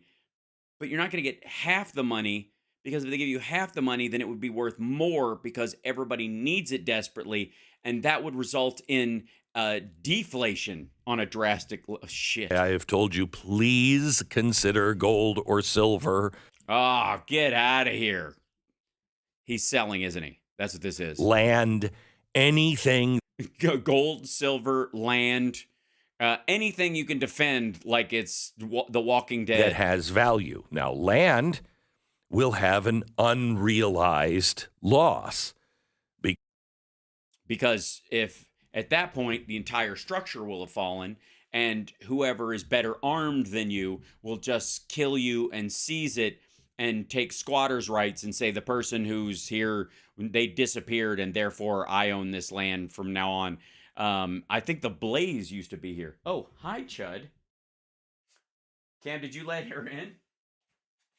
Or did she push the door open? Hi, hold on. Excuse me, Missy. Beg your pardon. Hi, can I help you? Can I, do you need a lift upstairs? I got 15 minutes left to do this whole show. And you needed a lift up there? Excuse me 1 second. I have to give my cat, I have to be a cat elevator for a second.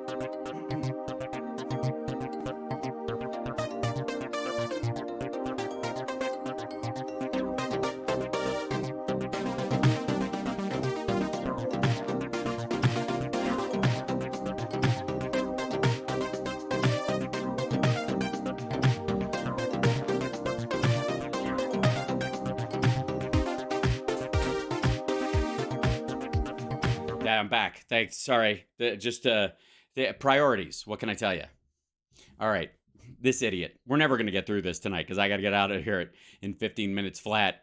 And the dumb is just going to keep coming. I'm not going to get through a single sentence without this moron. I'm having to, it's going to break us tonight. Because if you've got land and you put all your money in land, if you need that money and sell it, you're going to sell it for less than you're paying for it now.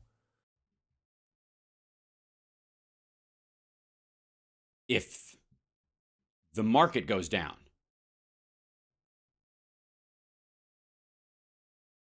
Whew. But your money will become worthless. Well, then why would you sell it for something that's worthless?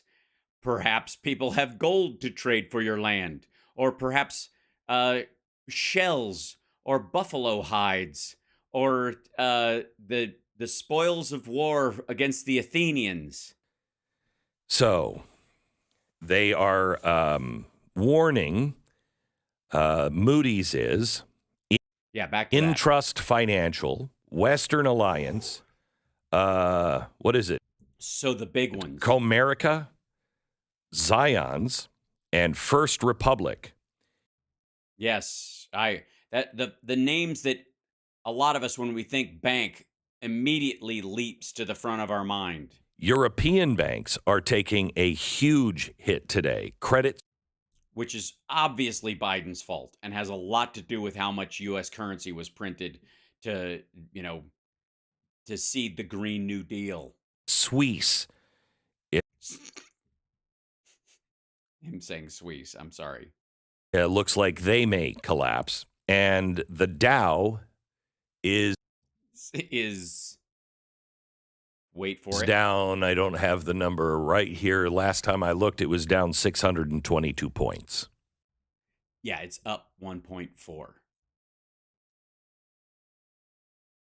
And by the way, in the day yesterday when he was trading, like right now, let's take a look.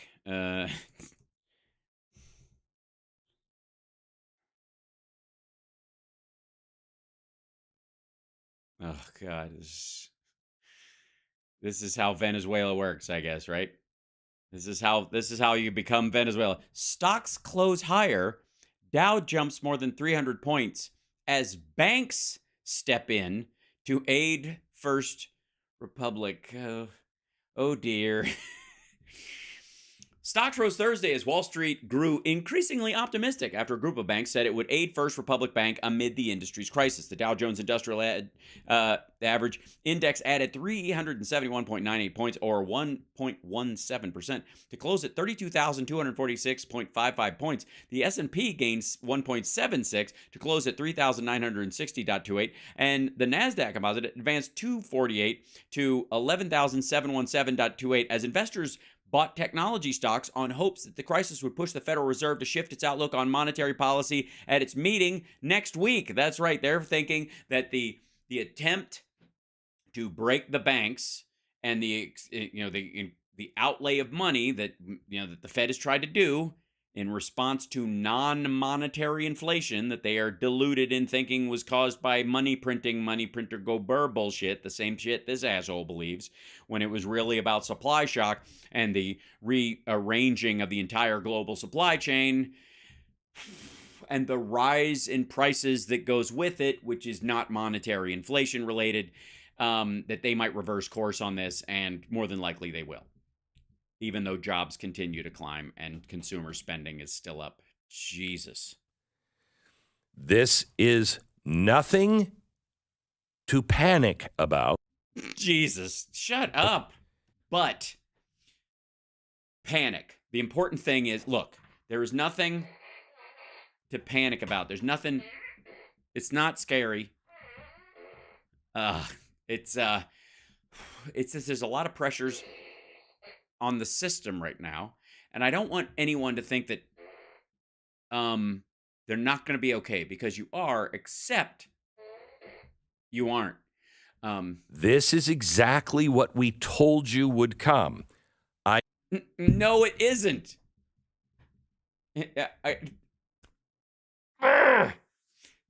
What he told you would come is that it hasn't come yet.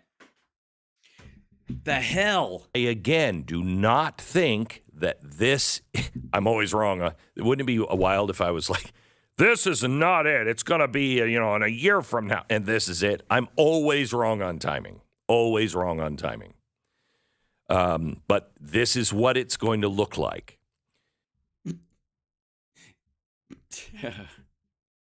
Meanwhile, you have conservatives who are on television, in the House, on radio, everybody saying, we've got to go after Putin and have war.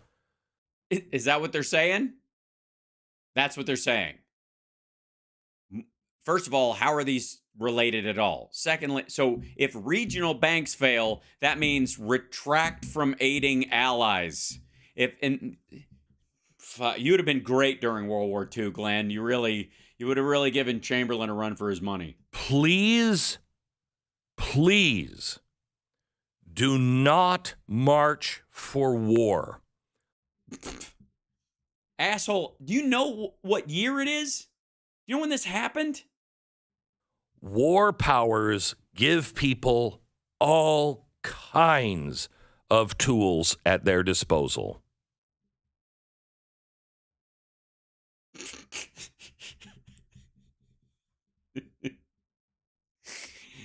You could smell him hunting for a word to end that sentence with, and he just couldn't come up with one. So he just threw in tools at their disposal. At the end of it, the war powers give people all kinds of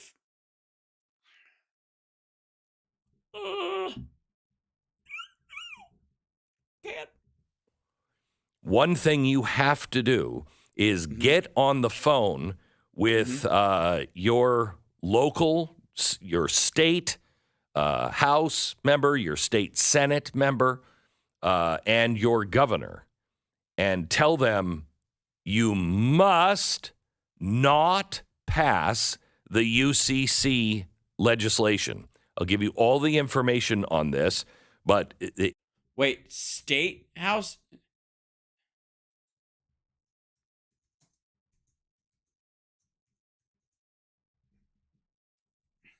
This is the Uniform Commercial Code.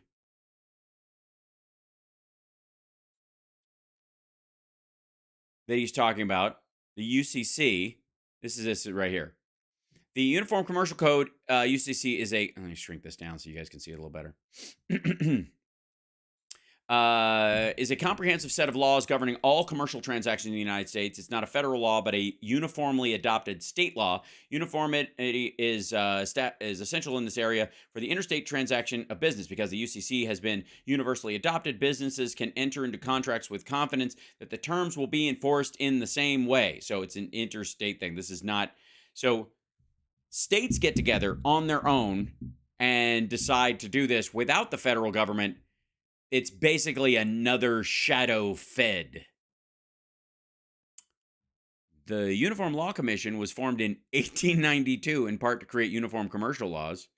Cooperation with ALI, the American Law Institute, the UCC today. UCC is maintained under the guidance of the Permanent Editorial Board for the Uniform Commercial Code, comprised of members appointed by the ULC and the ALI. The PEB, established in 1961, monitors developments in commercial law, recommends UCC amendments and general one provisions. There it is: sales, leases, negotiable instruments, bank deposits. This is just like so basically this asshole wants state to state your legal agreements on commercial exchanges to mean nothing. This is brilliant. It is flying through the House and Senate, and governors are ready to sign this stuff. It has got to be stopped. That will allow only the digital currency coming from the central bank to be considered money. What? Okay, hold on. Funds transferred. Uniform Commercial Code Article 4A provides a comprehensive body of law to the rights and the obligations connected with fund transfers. It was added in 1989, so obviously before digital currency actually happened. 2012 Amendment, Article 5, Letters of Credit, Article 6. Let's see. Are they 2018 amendments? Are there new amendments? Article 12. Okay, so here's Article 12 and the 2022 amendments. The 2022 amendments to the Uniform Commercial Code addresses emerging technologies, providing updated rules for commercial transactions involving virtual currencies, distributed ledger technologies, including blockchain, artificial intelligence, and other technological developments. The amendments span almost every article of the UCC and add a new Article 12 addressing certain types of digital assets, such as controllable electronic records, CERs. That's stuff that's on the blockchain. The amendments provide new applicability to mixed transactions involving both goods and services. The amendments also contain some miscellaneous revisions unrelated to technological development, but providing needed clarification. And they're in Illinois. They're in Chicago. They're on Wabash.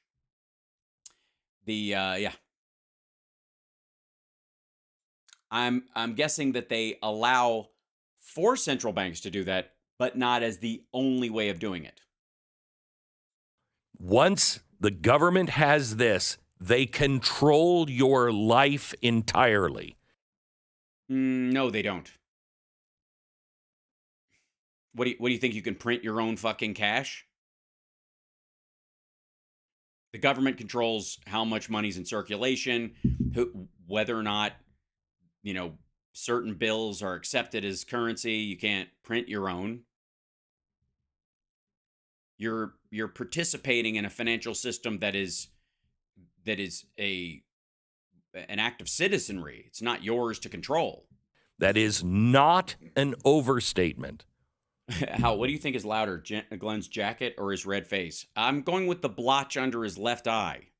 You need to understand that right now, your freedom and the freedom of your children are being decided at the highest levels, and you are not. Well, I would hate to think that they were, that people lesser than I were making these kind of decisions. Not being told the truth because. Well, we know that, Glenn. We're watching you. They don't trust that you won't panic. I'm telling you the truth on what is going on, and and I'm telling you not to panic, but it is the end. But don't panic. Telling you, don't panic. We make it if you don't panic. But people way above you are making these decisions, and if they do, it's the end of your freedom. But don't panic. I trust the American people. No, you don't. They elected Joe Biden, dum-dum. Now, in 2022, about 20% of the U.S. retirement savings disappeared. Gone. You lost 20% in your retirement fund. And then it came back because it was in the stock market, and it went down, and then it went back up. Last year. This last few days, I don't know what the number is. I can tell you that if you're talking about investments in the stock market, it's up 1.5 points over where it was. So, but you've lost a lot of your retirement savings again. No, you haven't. You literally haven't. Also, 1939. Oh my God. Portion of the United States wanted to invade Germany because they. Jesus Christ. We're going to go back to stopping the Holocaust was a mistake, Glenn. Is that where we're going? They invaded Poland. 1939. 12%. After December 7th, that number was 96%. So Pearl Harbor was a false flag to trick the U.S. into saving Jews. Is that where we're going, Glenn? We are on the verge of a global, disastrous war. Does anybody know why he's relating the change in attitude after Pearl Harbor to the current conflict in Ukraine, which he's against? Supporting the Ukrainians by comparison. Other than he's either asserting that they're going to create a false flag equal to Pearl Harbor, or Pearl Harbor indeed was one. Financial collapse, very much like Venezuela, is coming. No, it isn't. An AI revolution. Oh my God. Hang on one second. I'll be right back.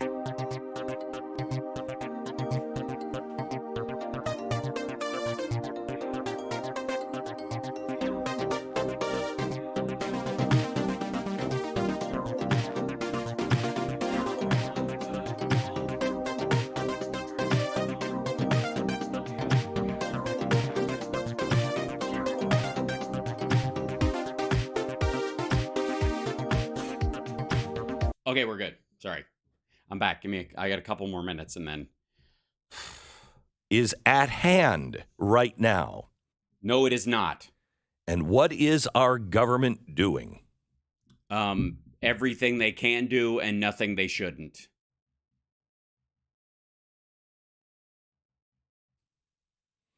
Making sure that their money, their power, their wealth, with all of the wealth of their connected friends, goes up. Okay, this is going to turn into an ad for oil or for gold and silver, isn't it? This fucker is going to roll this into an ad. I can feel it like coming. While you and your friends get poorer. They are going to do this by continuing to destroy our currency through. I don't. I'm starting flames. All right.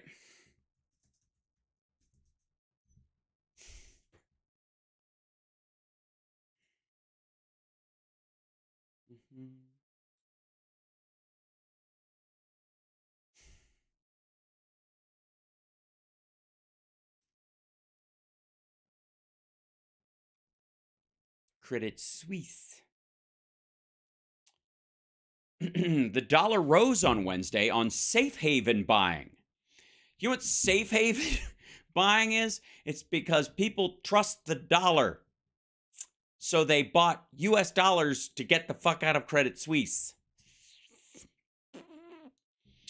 After Credit Suisse's stock tumbled following the disclosure of weakness in its financial reporting, European currencies fell sharply against the dollar. The dollar index, which measures the U.S. currency rate against 6 others, rose 1.1%, and the euro fell 1.4% to $1.05. The dollar rose 0.85% against the Swiss franc, while sterling traded down 0.75, and the Japanese yen strengthened at 0.75 to 132 per dollar. And this is the part that Glenn is really confused about. Right here. Fed funds futures, that's fun to say. Fed funds futures are fun. Which reflect the overnight rate that banks use to lend each other, plummeted. The December contract tumbled to 3.62%. In assigned markets, expect the Fed to be cutting interest rate by year's end, if not before. The dollar it's up. It's worth more than $1 right now. That's part of why the Fed wants to continue raising interest rates. That's what's squeezing some of these banks after they over-leveraged themselves with securities that they couldn't get out of immediately, and Bitcoin, which they thought was going to go to the fucking moon. Inflation. Cut 1. I can't talk about next week or even next month, but inflation is the worst thing an economy can have, and I think people underrate that. If you look in history, every hegemony has been destroyed by inflation. And by the way, there is worldwide inflation rate. Every hegemony has been destroyed by inflation. Hold on one second. Fuck. I knew I wouldn't get out of this easy. Rates. Current. Every hegemony. Let's see. 2.1 previous one. There to go. World. Here we go. I guess this is the other direction. So here's the here's Venezuela down here at the bottom. This is the worst. They're the worst. 156. They were 157%. They've gone down a whole percentage point. Syria's at 139. Lebanon, oh, there you go. There's Turkey at 55. They're doing way better. They were at 80 something.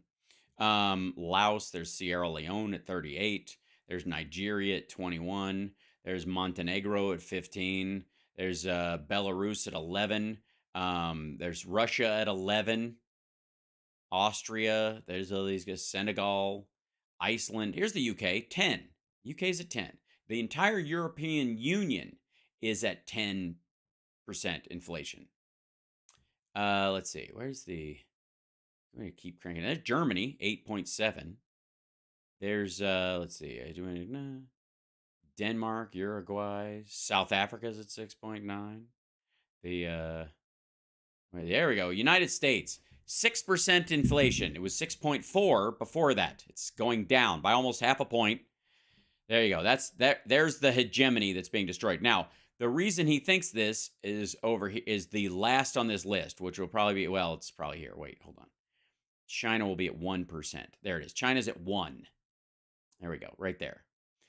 This is what is known in financial circles as horseshit. But in terms of our numbers, if you understand that the entire economy is layered upon itself, and the reason Saudi Arabia's is so low is because they use their own oil. So they've offset all the other costs they have by the low cost of energy. Energy being the primary driver of the cost on other countries. But even still, they don't, a lot of their goods, we're talking about like luxury items and slave labor. Almost everyone. I mean, just go back to Rome. Yes, yeah, just go back to Rome, Carl. That's what happens. And One of our major problems, I think, in this economy right now is inflation. You're just going to fill in what he said? You didn't? All right. Okay. Okay. Now, where is inflation coming from? Money printer go burr, right, Glenn? It's not because the entire fucking world shut down. It's got to be because we tried to patch a $20 trillion hole with $6 trillion. Spending. Yes, you fucking consumers won't stop buying shit. The United States government is trying to restrain your spending by raising interest rates. Right. No, the Fed is trying to do that. The government isn't. The Fed is. They are trying to get your small business to stop hiring people. No, they're trying to maybe stifle wages. Meanwhile, what are they doing? Spending money like a drunken sailor. They are spending money at a record unheard of in all of human history. This isn't just out of... Yeah, but not relative per capita or based on the worth of it. I mean, why don't you just tell us about how many yens it cost? In Japanese yen, how many yen do you need to buy a fucking television set? Whack with the United States spending. This is the most any people have ever spent in all of human history. Really? Before we didn't spend this much when we had flint and steel, or before the Industrial Revolution? Certainly, when Dom DeLuise was Caesar, they had to be throwing cash around. And then they're telling you things like there was no risk officer at SVB. Did you hear that? There was nobody that was in charge of the risk. Well, it depends on how you define risk. All right. But please, I don't know. Can't you at least lie to me and tell me that the risk officer was Hunter Biden, but he was too busy smoking crack in the bathtub cigarettes in the bathtub? I keep hearing this story over and over again, and I thought, there was a risk manager there. They just weren't looking at the same risk that you and I would be looking at. Well, right. They were obviously giving stuff out to, like, black people and people who obviously don't know what they're doing. When I would be looking at the risk to the bank. Uh-huh. So you wouldn't have put it all in crypto, is what you're saying. To the depositors, to all the people that have invested. But that's no longer the risk they care about. Well, there used to be a law that made them care about it, and Donald Trump stopped that law. They care about the ESG risk. That's what it was. Yeah, this is back to the woke. The reason they failed is because they're woke. Is he going to play their ad? That's why they can't do business with people. You can't do business with people because their ESG score is not right. Oh, I see. They could have made a lot of money, but they didn't loan their money to people who were, considered cancelable or said gross shit. Like people like Peter Thiel, because they're on the wrong side of an issue. Right. So, yeah, say what you will about the Stormfront website and the neo-Nazis, but they sell a lot of merch. But if they're on the right side of an issue and extraordinarily risky, financially speaking, it doesn't matter. Their risk is not as great as the ESG risk is. That has nothing to do with why SVB got in financial trouble. This is not a, like people buying houses they couldn't afford, but in the tech world where the people started apps they couldn't afford to start because they were trying to make a diversity, equity, and inclusion app. Whereas, a Tinder for righties would have made more money, but they just refused to do it.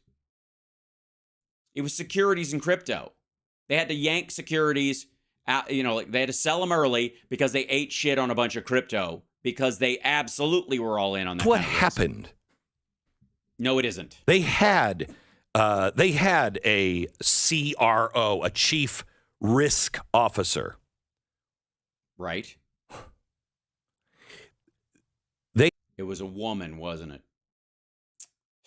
When will they ever learn? They had a risk officer at their bank in in Silicon Valley. Their arm in England.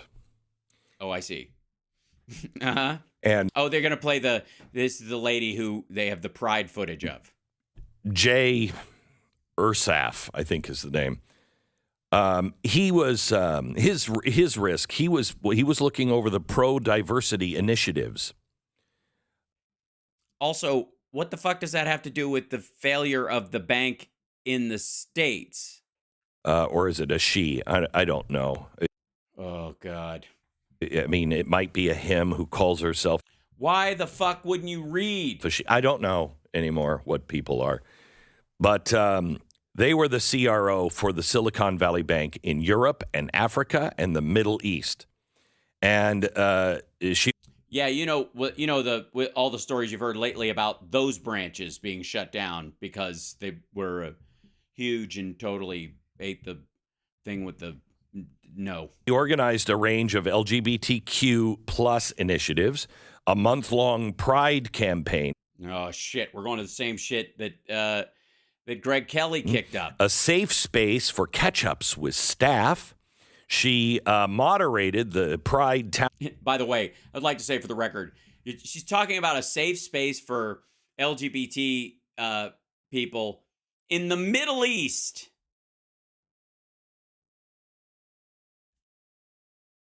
Do you think the standards for gay people gathering or talking openly about their sexuality is ever so slightly different in that region of the world, much less Africa?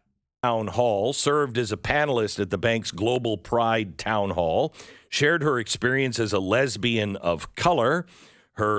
So that would probably answer your question, Glenn, if you'd pre-read the article. LinkedIn profile indicates that she has had a very successful career, including at Citibank and Barclays and Deloitte. Barclays? I think it's Barclays, but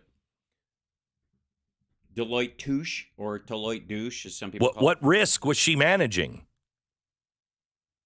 The risk that is the only risk that matters to the banks, the insurance companies, our apparently every part of our government. Yeah, this is the idea that SVB was too woke to survive. Now, and that's an ESG risk. This is poison. Look, the only businesses that make money are as hateful and as polluting as you can get. That's just how business works.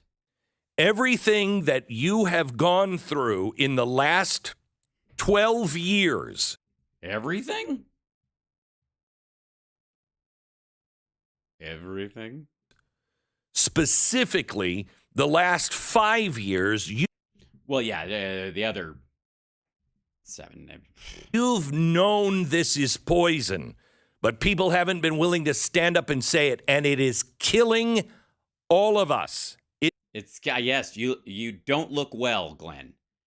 I don't think it's ESG, though. I think it's all the Sonic. It will enslave our children. Jesus Christ. So we're headed for a Venezuelan-like collapse. Our children are going to be enslaved, and there will be a panic at some point. And your currency will be worth nothing but to wipe your ass with, and that you should probably stock up on gold and silver because land isn't going to be worth shit. But don't panic. People will die because of the insanity that is going on. Uh-huh. You mean like this show, Glenn? Just with oil.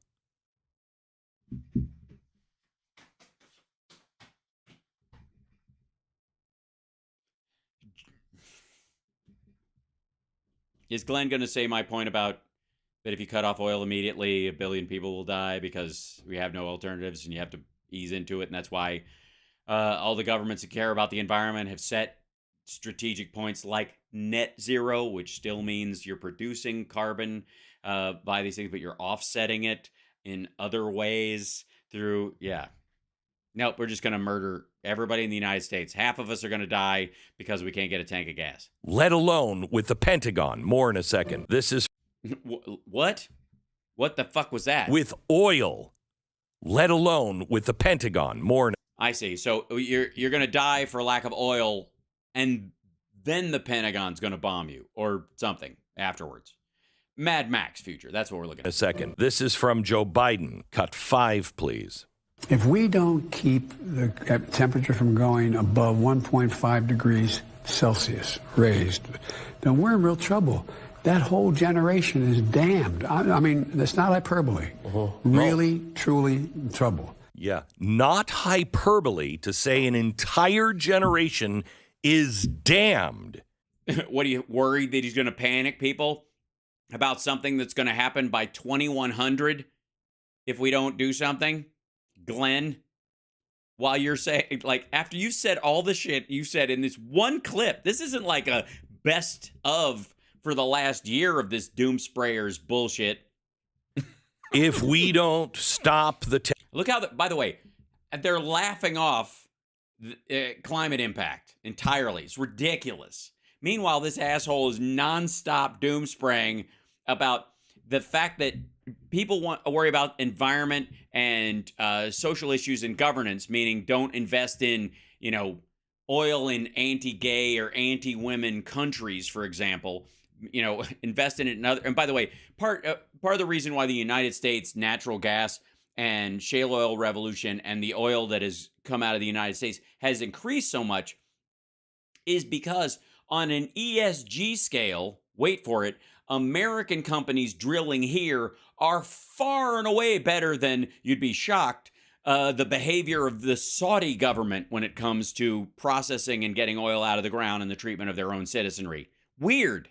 As a matter of fact, Glenn, the U.S. benefits from ESG. You might even get the idea over time that the U.S. is using ESG because it favors Western companies for those very reasons. Temperature from rising. I think he's cutting Biden and Cal out of context. Of course he is. Actually believe this or have said it so much for their own gain that they now believe it. Here's what... And by the way, what do you mean their own gain? Honest, it's really weird. This idea that there's like big windmill or big hydropower or ultimately big thorium reactor or big fusion is pushing everybody to have to accept these goddamn renewables, so that not because they're good or because they benefit us environmentally or any of that stuff, but because the Bidens will enrich themselves with lithium or some shit. What CNN reported yesterday, cut 4. Look at the fact that oil won't start flowing out of Willow for 6 years. Yep. And at the current rate of electrification and the price of renewables coming way down, the country's not going to need a national petroleum reserve in 6 years. Experts would say, energy experts would say. So practically, who knows how much damage it'll do. Who knows how much damage it would do, but let's go with the experts who have been right about what? Okay, first of all, he's talking about how much we will offset in our renewables. Hold on one second. I'm going to sneeze, I think, because I'm allergic to his horseshit.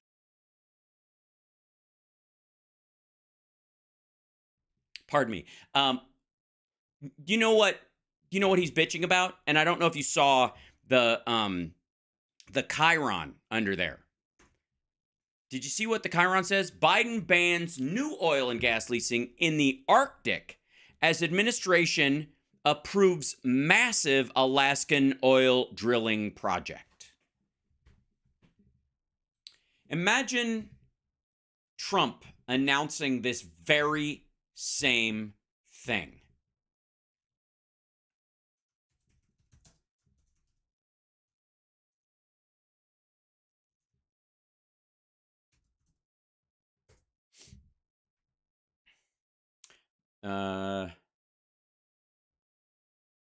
This is what they're talking about, and this is basically a way to eliminate ANWR and slant drill in a way that doesn't harm the environment. That's what the Biden administration is gambling on in that regard. The Biden administration approved a major and controversial oil drilling plan in Alaska known as Willow, just one day after unveiling projections for more than 16 million acres of land and water in the region. The $8 billion plan, led by Alaska's largest crude oil producer, would produce about 600 million barrels of oil over 30 years and generate around 278 metric tons of carbon emissions, according to estimates from the U.S. Department of Interior. Under the plan, ConocoPhillips will be allowed to develop 3 well pads within the National Petroleum Reserve of Alaska, a 23 million acre area that is the largest expanse of public land in the U.S. The Biden administration approved a major and controversial oil drilling plan in Alaska known as Willow just one day after unveiling the $8 billion plan. Okay, under the plan, let's see. The approval of Willow is one of the president's most consequential climate decisions. Environmental groups have long condemned the plan, arguing it undermines the administration's pledge to combat climate change and reduce greenhouse gas emissions. The project's emissions would be about equivalent to 66 new coal-fired power plants produced in a year. Proponents of Willow, included because it's spread out over the entire earth, but that's all right, whatever. Proponents of Willow, including the state's congressional delegation and some Alaska Native tribal groups and residents of Alaska's North Slope, have said the plan would create about 2,500 jobs, deliver about $17 billion in revenue for the federal government, and boost U.S. domestic energy security. Prior to the president's decision, the Interior Department's Bureau of Land Management released an environmental analysis last month that proposed lowering the number of drilling sites from 5 to 3 under the project. The Interior said it had substantial concerns about Willow, including its direct and indirect emissions and impact on local wildlife. In addition to lowering the number of drill sites, the Interior said Monday that ConocoPhillips would relinquish rights to about 68,000 acres of existing leases in the National Petroleum Reserve Alaska to the government, a decision it said would create a buffer from exploration and development in the region outside the project.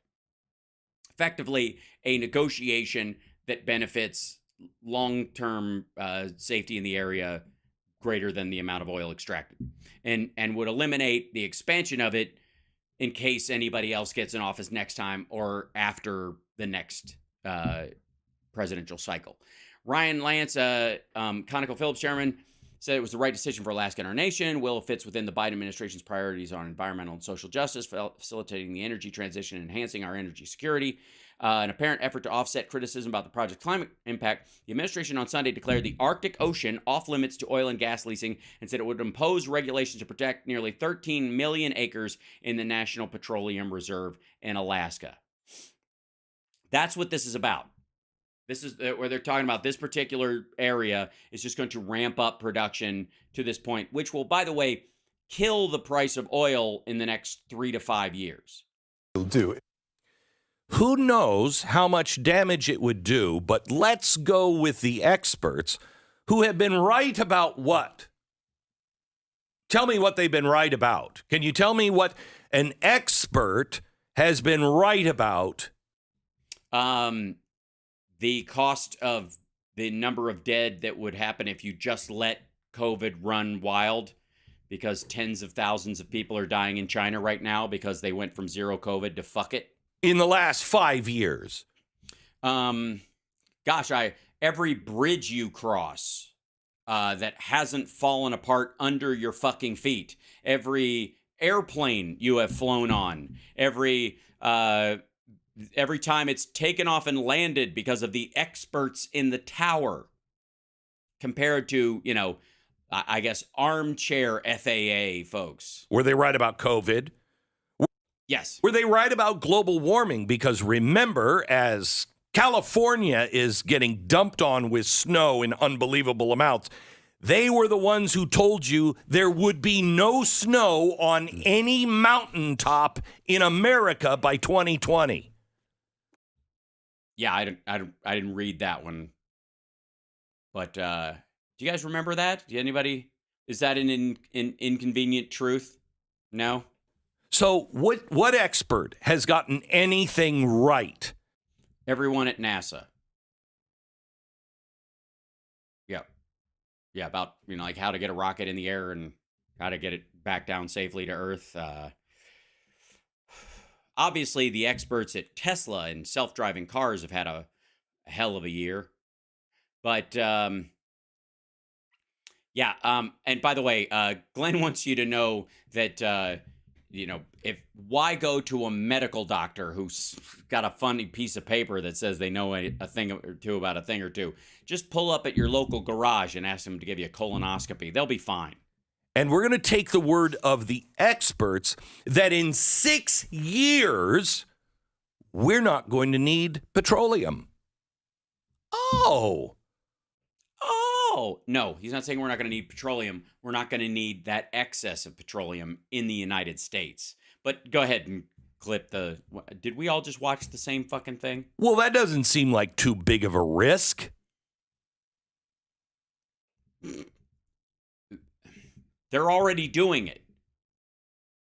He's not talking about cutting that amount that's coming from that. That guy was specifically talking about that he believes that according to, the direction of energy consumption as far as consumer vehicles in the United States shifting to electric, for example, that over the next 6 to 10 years, the oil that starts coming out of that area, we won't need. That's what it's... We're headed towards Venezuela. You've said that before. So clearly, by the way, if we're headed towards Venezuela, we aren't going to need the oil. I'm just saying. Venezuela has a shit ton of oil, and it didn't save them, did it? What happened with Venezuela? Well, they nationalized their oil like you guys apparently want to do in terms of the sale of oil and how it happens and who gets control of it and whatnot. And it isn't a private venture anymore. And they relied on that too much. They puffed up their social services entirely on oil flows. And then when the oil price collapsed, they ate shit. Well, they have an inflation rate of 946%. Uh-huh. We're this close. We're only off by 100 times that, give or take another 35 times. Their GDP went down 35%. Don't worry, only 85% of the people live in poverty. So... And they're oil rich. What's your point? I wouldn't worry about it. That's exactly what they did to Venezuela, is what this group of dangerous clowns are doing to us now. No. They are, it's not even fucking close. It's got to stop. Oh, God. Well, yes, congratulations. It already has. Please prepare your family for impact. Prepare your family for impact. Shut the fuck up. And by the way, look, look at his next 2 videos right here. Look at this. Financial destruction is coming. Biggest collapse since 2008. And look at these. There he is in his little green scarf. We saw that one before. And this is days of the same shit.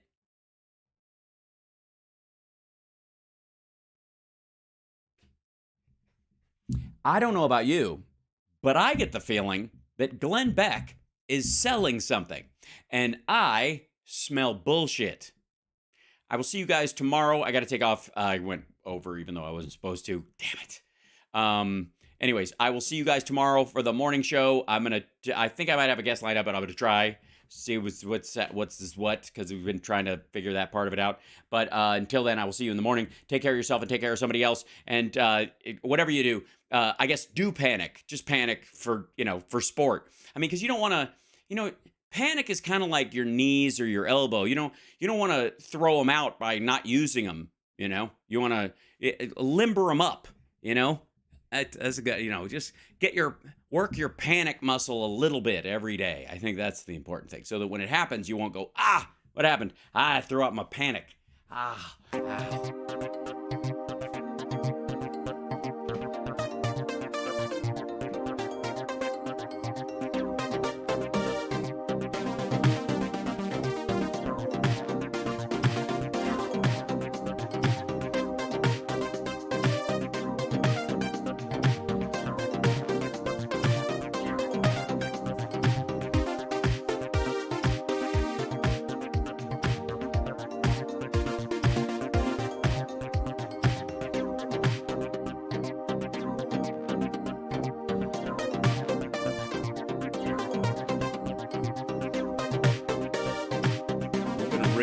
Midas touch, folks. Let's do it.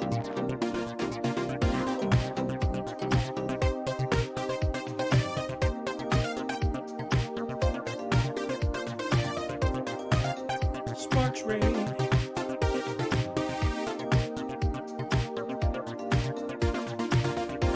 99. We were almost at 100. I was so excited.